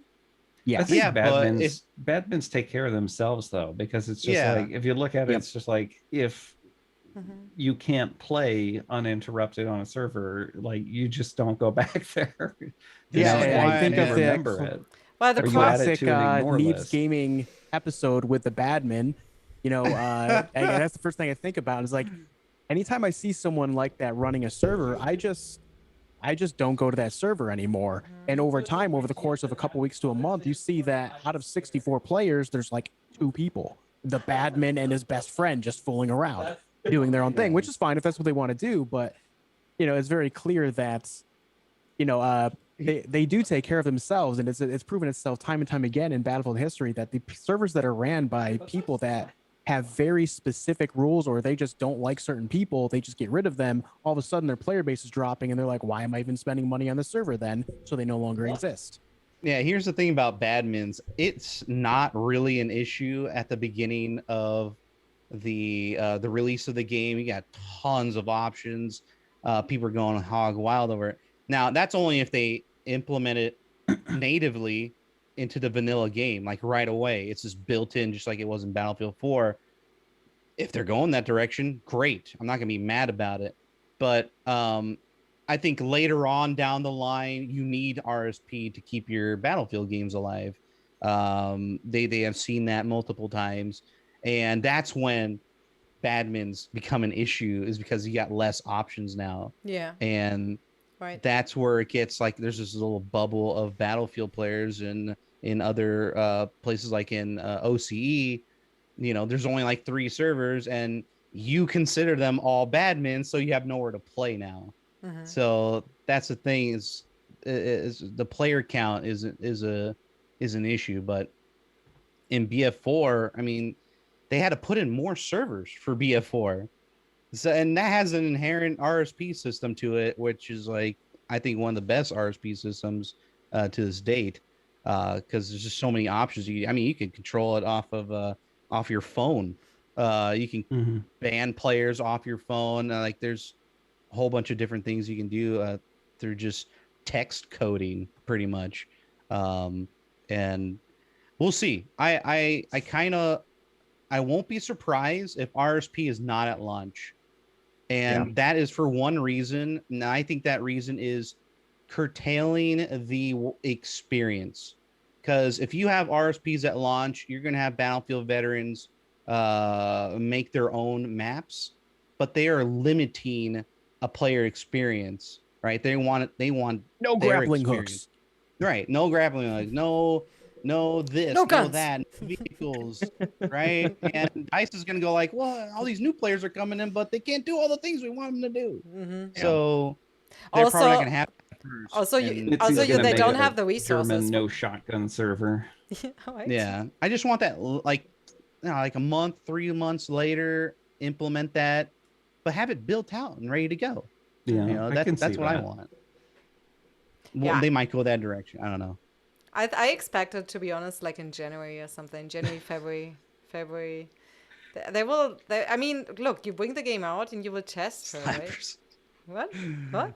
Slappers only. Slappers only. Make it slappers only. Gotta have the sound effect. Ah, that goes slappers with only. it. Now I see it. What is that? 007? Goldeneye? Yeah. Whoosh, whoosh, whoosh. I can hear another web song by you. Flag. Give me the slap. The one time only thing. Oh. Yeah, guys, you missed it. Before the show, when I was still trying to fix everything, Flakfire was rapping for us. But he doesn't want to do it again. I'm so sorry. And I didn't record it. God damn it. It was an exclusive experience. It was. Exclusive. Right. You know what? Can we let's go to hazard zone, because I wanted to. We brought it up a couple of times. I wanted to bring it up, and let's just switch to. Let me switch this here quick. So what do we know? Like, it's squad based. All right, what do we know? Stakes. Can Yeah. you made a full video about it, Flag? Can you just explain quick what Yeah. your thoughts are, maybe, and then we pick up on that? I even prepared something, but I'm not sure if I want to bring it up. It depends what you're saying. Just squad based. Let's do There's it. going to be kind of High a stakes. competitive aspect to it. It's going to be focused on building tension.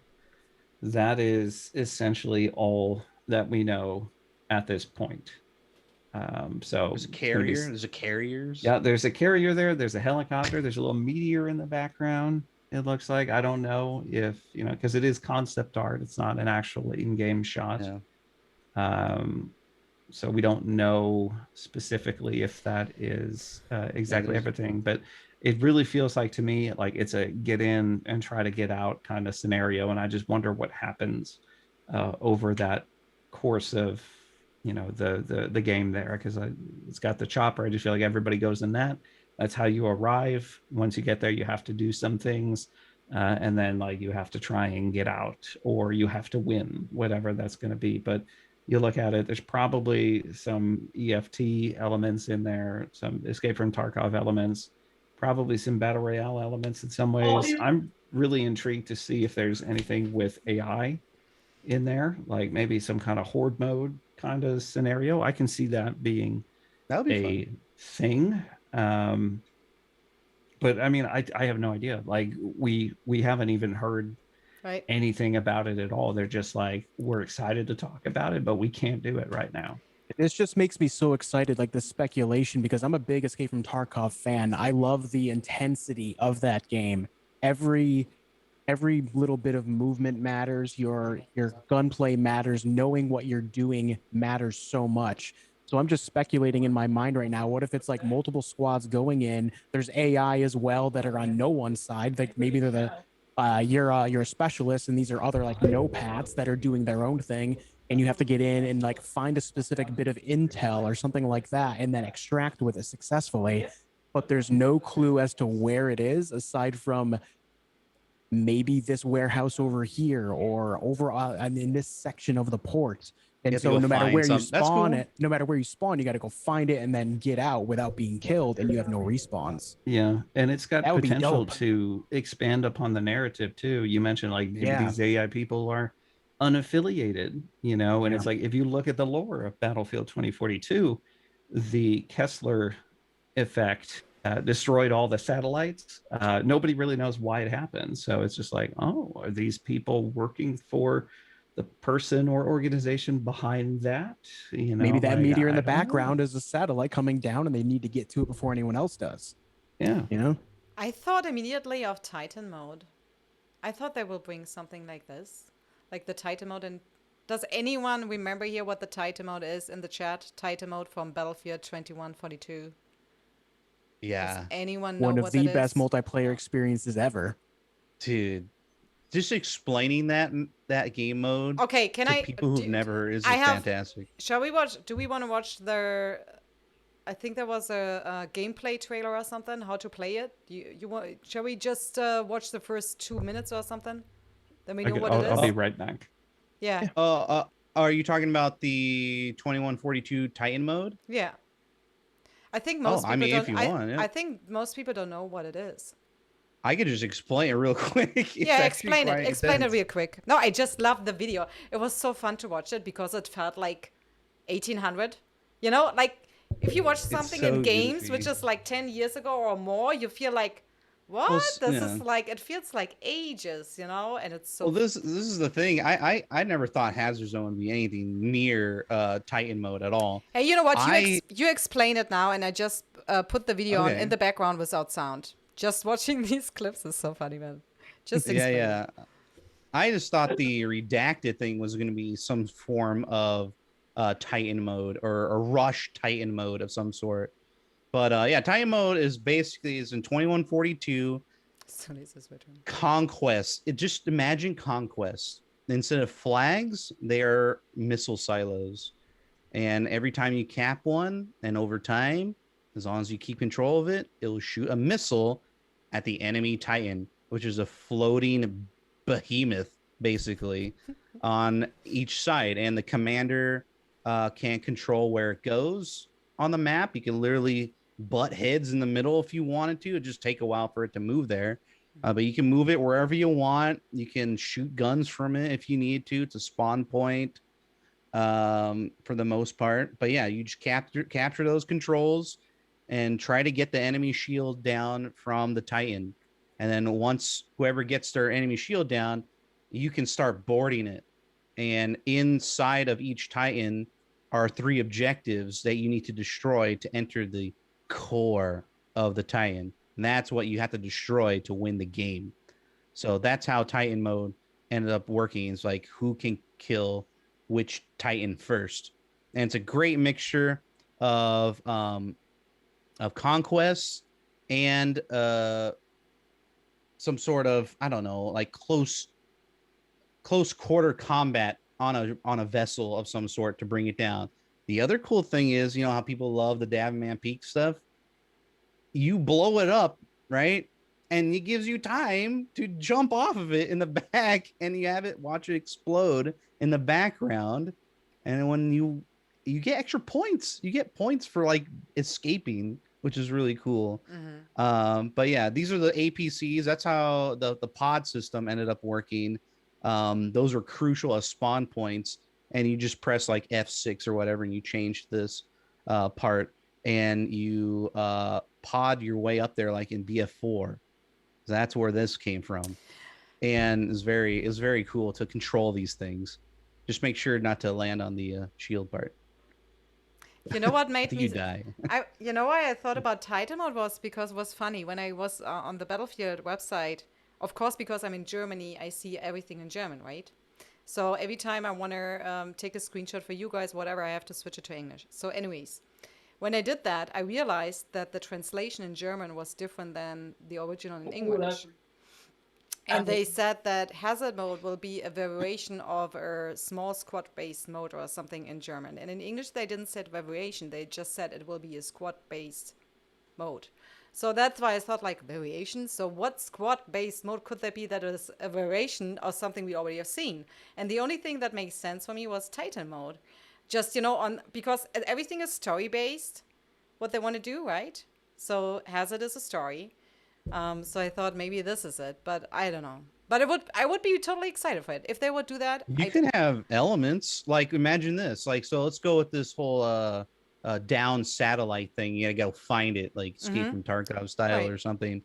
And you get there, and you have to battle out. You have to do things there to either control it. So you can have Titan mode stuff, even though that was very simplistic. It's basically destroy, destroy, destroy with everything you get. But there you can just have, I don't know, repair here, and it could be also save data. I mean, the satellite is coming down. Download data. Yeah, download data, save data. Of course, it's not Titan exactly. That's not what I mean. I mean more like the experience of Titan mode in form of you have a squad. Everyone has to play their role. You know, they have to play it in a specific way. And then they have to, I'm really excited for that because I feel like if this is replacing BR for now, this could be something really fun. But I'm not such a fan, to be honest. If it's just against AI, then it's not so much for me, to be honest, because I really like the experience to play against other people. Like then I would like play it properly like 2, 3, 5 times, and then I'm like, okay, I did it. You know? With Tarkov, it's both it's PvEVP, so it's a mix of both, everything together, and you can't really tell who is who.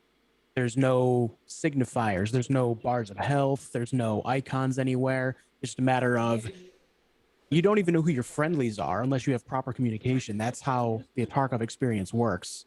So if they were to do something similar to that, it could, if there's friendly fire involved in as well, then that could be a very, for me personally, a very fun experience. Yeah. I'm excited. I'm excited for whatever they bring for now, but I'm just curious, you know, like, give me the infos. Wait, are we going to know much about it in July, or are they waiting for They're later? waiting until closer to launch. Yeah. Okay. Supposedly. I'm sure that we will hear just like a little bit more of a tease at EA Play, but supposedly it looks like that's going to be the last thing that they reveal prior to launch. What do you expect for the 22nd for them to reveal? More gameplay and? I think more gameplay. Redacted thing. Yeah, they're going to reveal the redacted mode.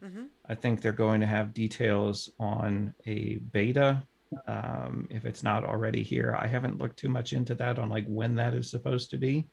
I think it'd be really smart of them to, you know, have this presentation and, you know, at the end of the presentation be like, and you can go play the beta right now. It's like for free. You know, go try out the beta for the game. That would be really smart to get a lot of people talking about stuff.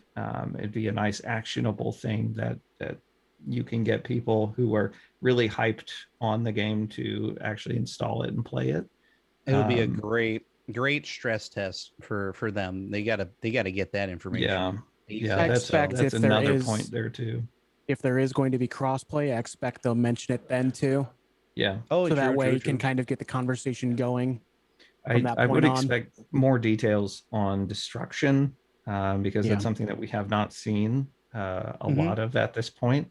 So, you know, I want to know what I can break in the game and what I can't, you know, because that's always a concern with Battlefield. I want to bring the whole city in Kaleidoscope down. Weapons and vehicles, and you know, I want to know more about the other specialists and kind of how that whole system works. I think those are some questions that they need to answer, you know, because we're all going to have the reason of like, why would I pick anything other than a bazooka as my you know, equipment? And I'm assuming that they're going to dig into that more and explain, well, you can pick a bazooka, but this would be the better choice for your specialist or, you know, for your class, which you're playing there. So I do expect them to dig into that more. I'm pretty curious about the different weather, dynamic weather changes they're going to have on the other maps we don't know of, because it seems like in the Hourglass map, you can have the sandstorm, which comes at any direction, apparently. And you can have the tornado that comes in as well, just randomly from any direction. I am very curious what they're going to have on other maps, especially the Penguin map. Yeah, I'm assuming that there will be snowstorms on that map. Yeah, I heard about them to avalanche. recreate. I need them to recreate the cow flying by in Twister, but with penguins and You know what I mean? Oh Like no! Yes, The right. little penguins everywhere. Oh my god! A tornado on that map where the penguins are spawning and they're just like flying around. Oh boy! Penguins can't fly. Imagine. Yes, they can. Yes, they Yes, can. they can. Only in Battlefield. Damn, now I That'd forgot be my so question. funny. You completely think it's confused me with interesting. your penguins. Are you gonna Sorry. kill the People- penguins or are you gonna save the penguins, Mizzy? What are you gonna do? I will That's the always save question. the penguins. I don't Okay, care. there you go. You can There we revive me go. with your shooting medical gun. I already syringe gun, whatever you call that. Everyone's gonna play the medic to revive the penguins. I'm out of ammo. More darts. I'm saving the penguins. So thank you. Thank you. Damn it, but I really forgot my question. I had a question before. What Flakfire said. What did you say, Flakfire? Oh yes, can we have a peek quick in can we have a peek quick because people are very, very confused about, let me switch here back, about the gadgets overview. Where is it? There it is. There it is. Can we talk a little bit about that? Because I feel people are afraid, like, on the one hand, they are super excited for it, you know, because you finally can switch stuff up in the game. But they're also afraid that it's maybe too powerful on a point or not balance out enough. I do you see feel some about it? people complaining about that, and I look at them like, you have the exact same agency as somebody else does. If you don't do it and you lose because of that, that's your own Yeah. fault. Yeah. That's Like, on you as a player. You have the same gameplay- tools at your fingertips. Yeah, gameplay is going to evolve, you know, and you have to evolve with it. It's another thing that Yeah. like people are like, why are you so positive in all these games and that? I'm like, because I'm trying to have fun. That's my goal when I play a game. Like, I'm gonna pick whatever best allows me to In do my that. video games? Yes, right. Insane, having fun. So it's the same thing. It's like you have to understand that changing attachments is going to become part of the meta. And if you don't do that, don't be surprised if you lose. You know, they did say that, you know, weapons are going to have limitations and things. I mean, you can't really snipe somebody with a submachine gun from across the map effectively. But it is still something of like, it's a tool, it's available to you. You need to learn how to use it. If you don't, you're not going to be as effective as you could be. And being mad about that and, you know, scapegoating that is like, well, you know, I was a good player at this game and I didn't have to do that. It's like, well, Yeah. I'm actually kind of curious about the plus system if you can use it while moving. I figure you don't probably know. can't. There's probably going to be limitations on that, just like I assume there Yeah. are limitations on the attachments that you can use.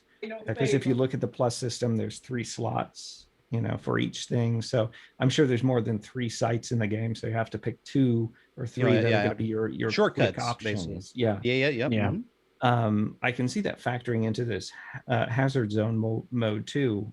You know, if there is some looting mechanic Yep. element in there, but specifically here with the plus system in regular gameplay, you know, I don't think it's like a free range kind of thing where you can just throw whatever on there that you want for exactly the situation. You gotta have setups for things in the same way that it's like, well, in some situations I'll pick, you know, a rapid fire pistol instead of a, you know, a revolver, you know, and it's because I'm in closer quarters and it makes more sense to do that, you know. This is a little bit of an extension of that line of thought, I think. So that's kind of where I'm at with that. But Yeah, you know, we will probably know more later. I can think of like what using this would be most beneficial would be from what the evidence I've gathered from the gameplay trailer is when you shoot unsuppressed, you're spotted. So maybe that barrel change thing might be, especially in the hazard zone thing, would be very beneficial to have that. And I think people are going to like it quite a bit. Just in terms of like what you need for that specific situation.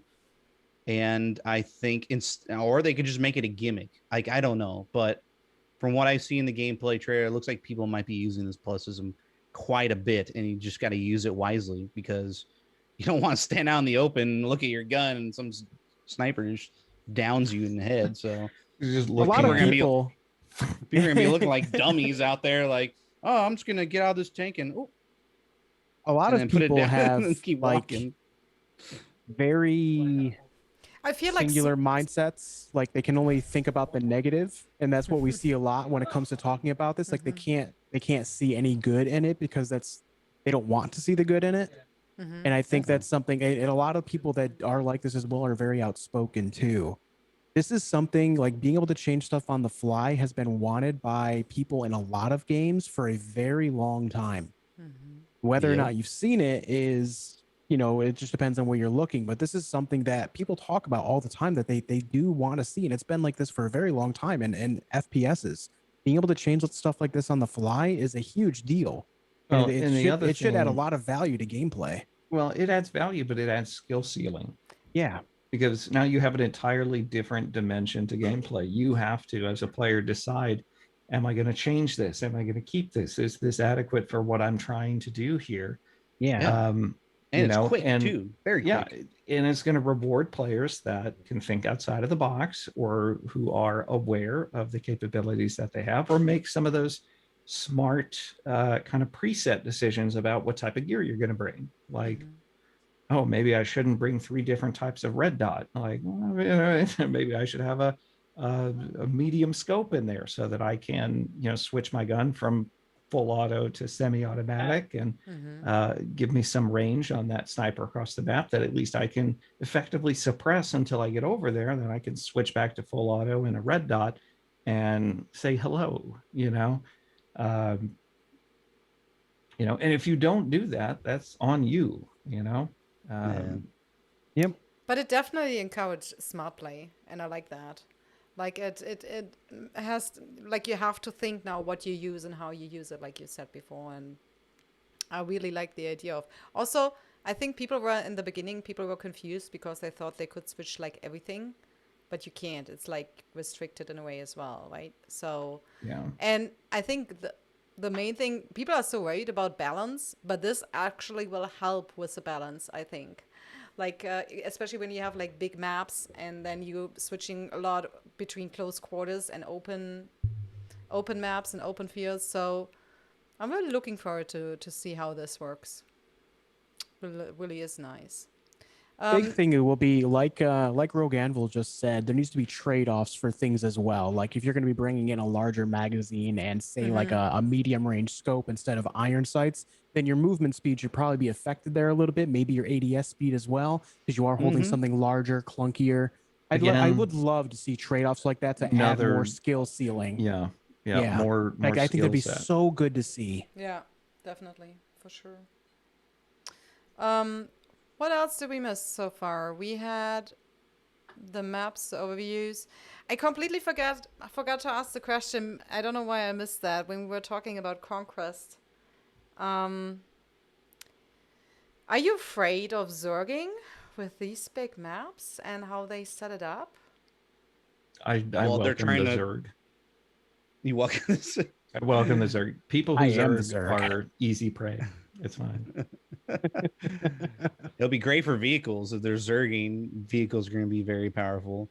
I think what they're doing with the Battlefield's always sectors. been vehicle based, right? I mean, Yeah. it's a matter of how these vehicles will open things up. I mean, we know modern tanks now can breach very high speeds to where you can find them on the highway driving next to cars if they really wanted to. Like they go that fast, even though they're that heavy. They can achieve that. So you can straight up find like an Abrams tank just all of a sudden at your headquarters, in a matter of minutes from when the match started. That's a realistic thing, and people that want realism, they're gonna find that, I'm sure. I don't think realism should be too much of an aspect in video games, including Battlefield anyway, personally.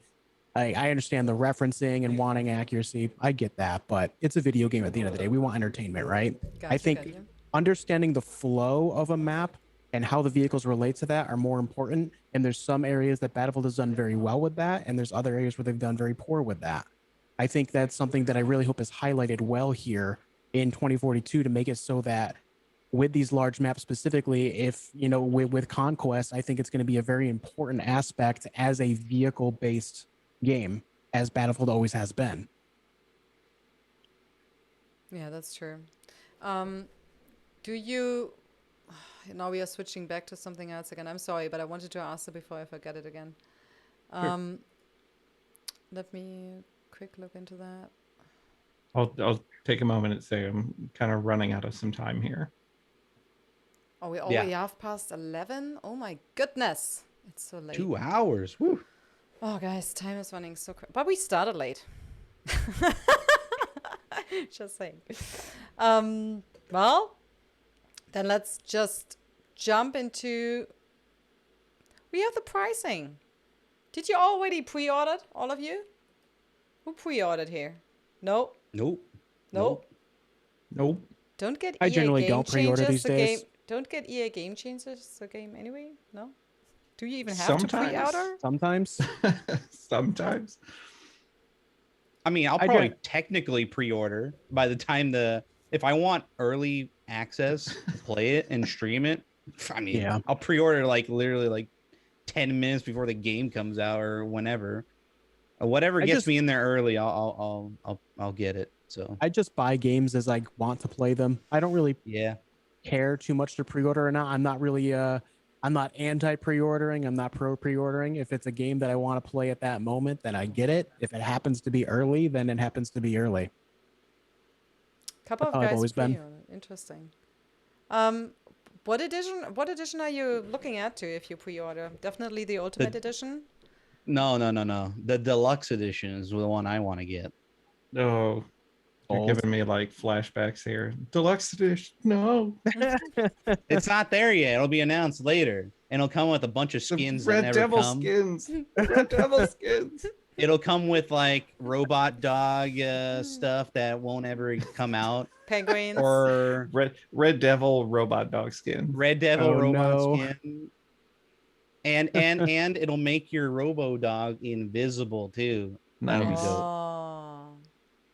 We want Robo that. Dog Nice. has the rose skin. Nice. A rose skin, yeah.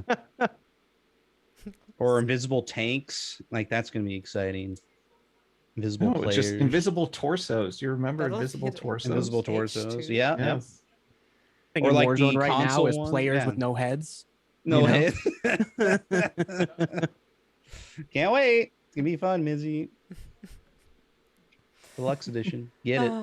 I thought I actually wanted to order their gold edition, but I think I will order the ultimate edition and then I will do a giveaway with the cool stuff in there, you know?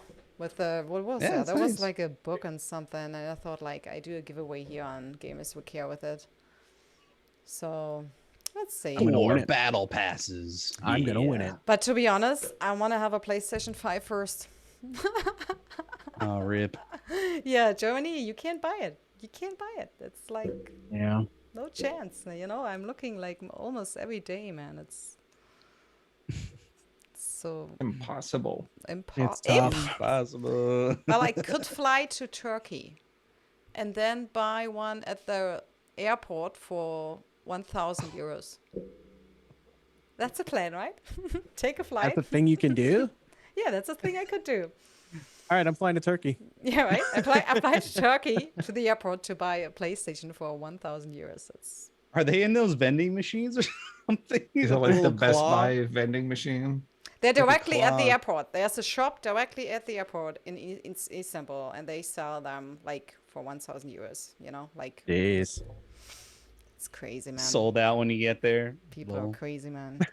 Can you imagine you go all that way and it's not even there, sold out. Someone buys the last one right in front of you. Yeah, right.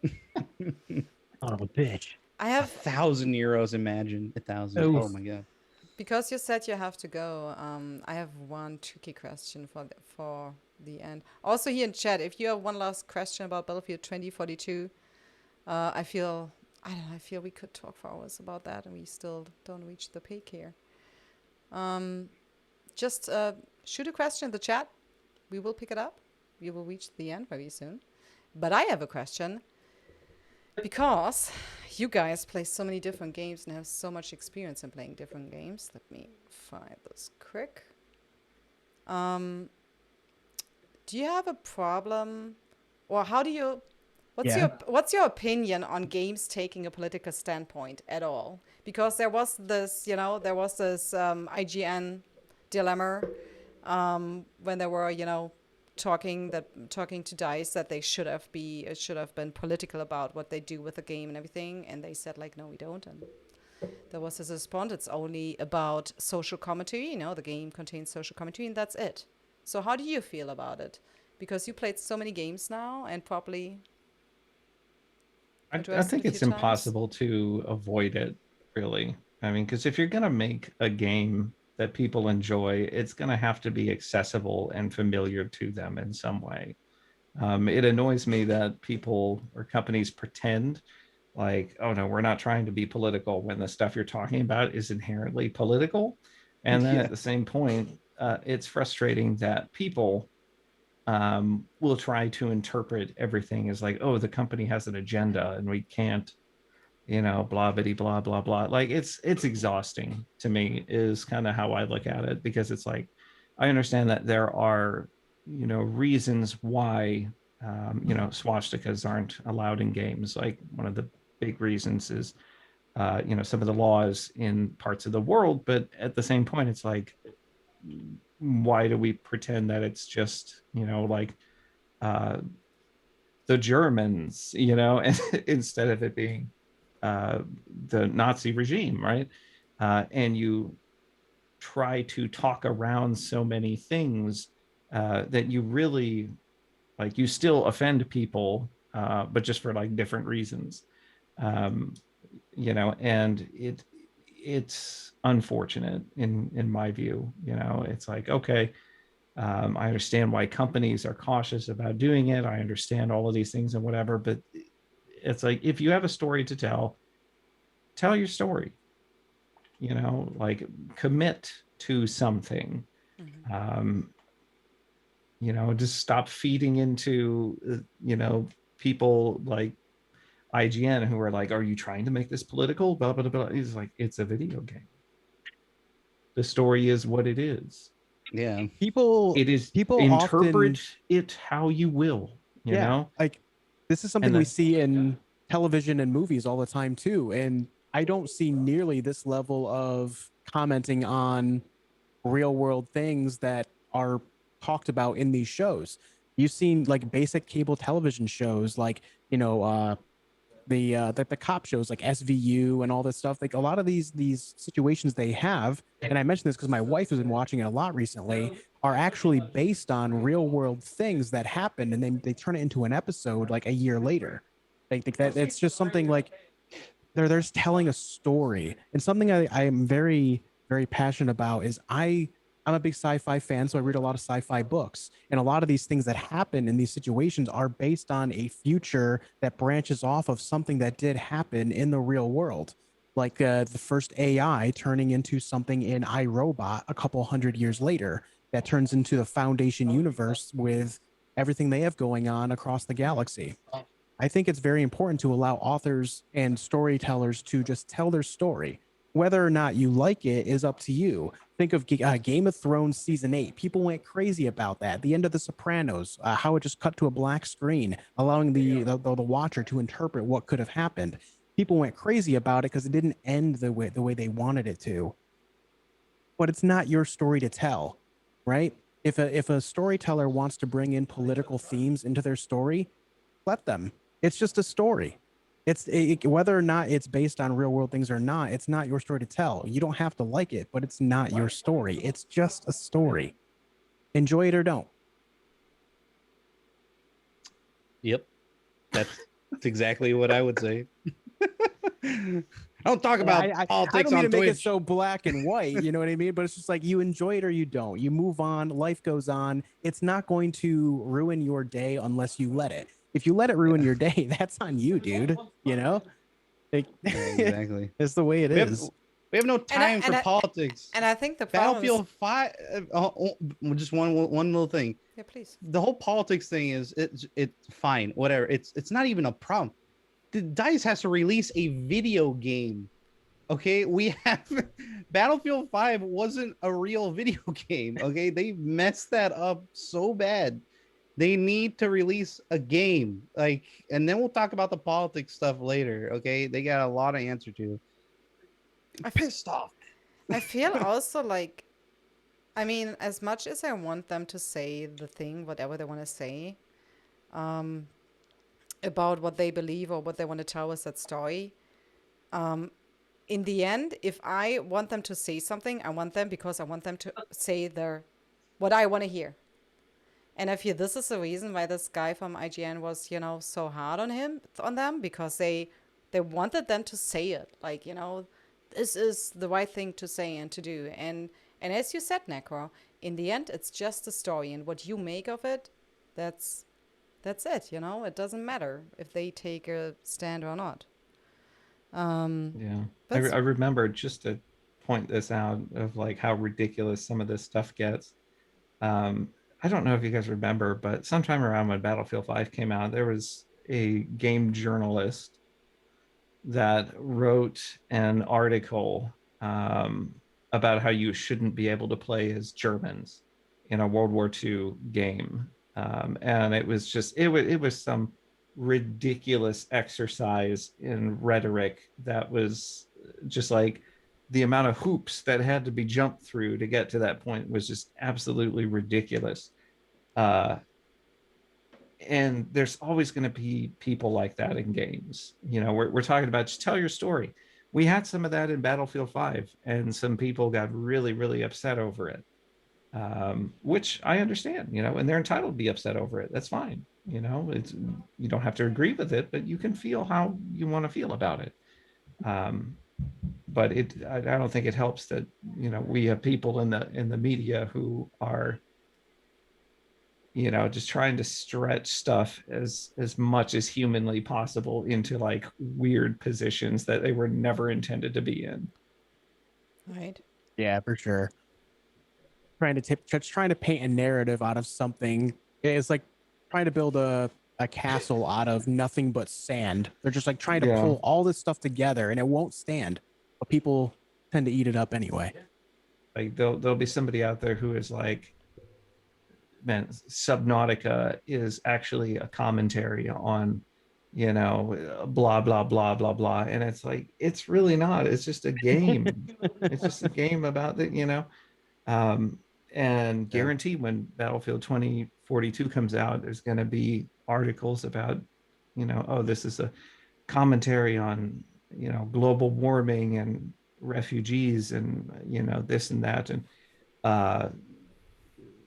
free market capitalism, and it's just going to go into all of these things that it's just like, yeah, look, it's a FPS video game. We need a somewhat solid premise to have for these people to be fighting each other, and that's it.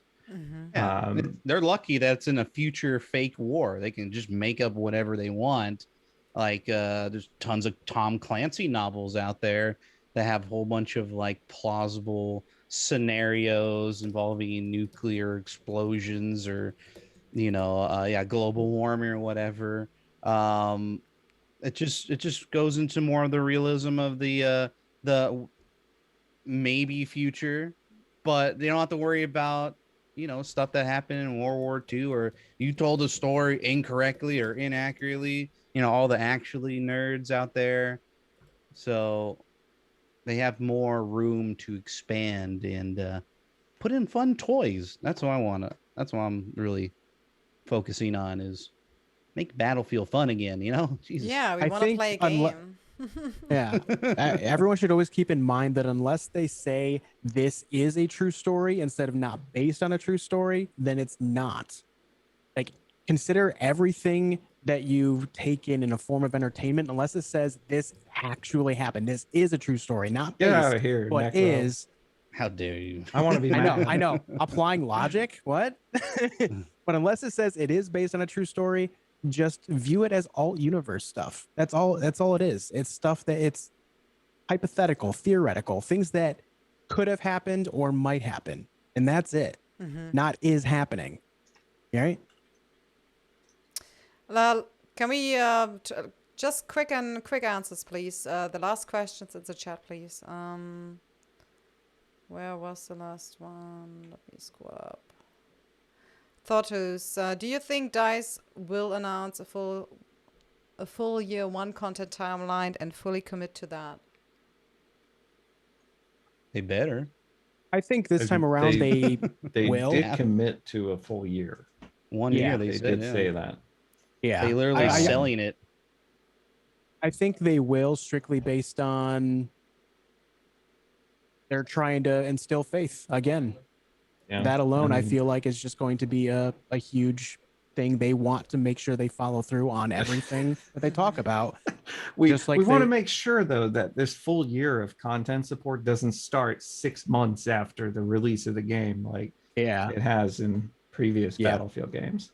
yeah. Right. We'll see. Um, They had the 3 month, like 3 month is a season, I guess is what they said for terminology. I think so, yeah.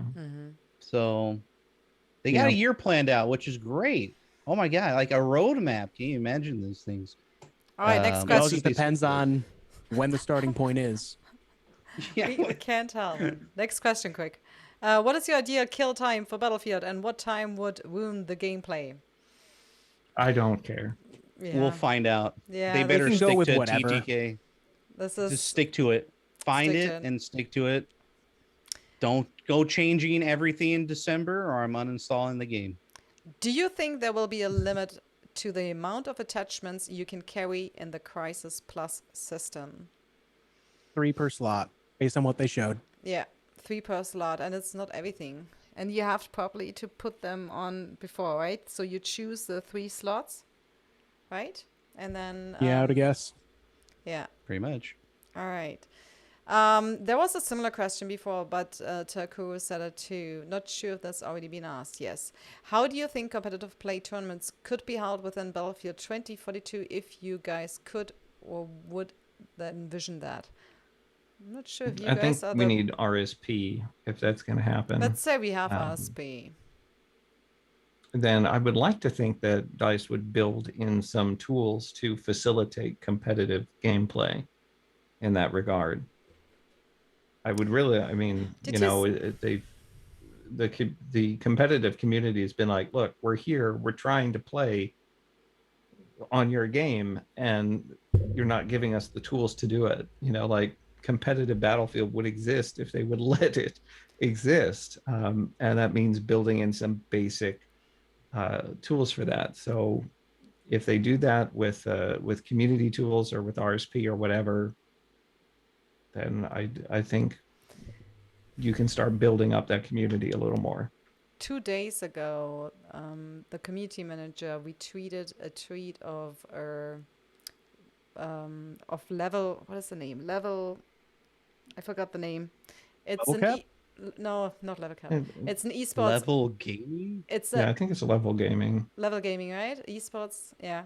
And I was like, they're retweeting that, you know, like in like a small tournament on Battlefield 4, right? So I thought like, Oh, you know, so I thought like, maybe. as a good community manager should. Bring in more community Well, things but is always a plus. they normally never retweeted like small esports stuff, you know? Like I was like, maybe Level they're- gaming's not. I maybe mean, they that bring- was huge. Oh yes, in yes, BF4. it was. But now we don't have really an esports scene. That's what I'm saying, you know? Like it doesn't matter.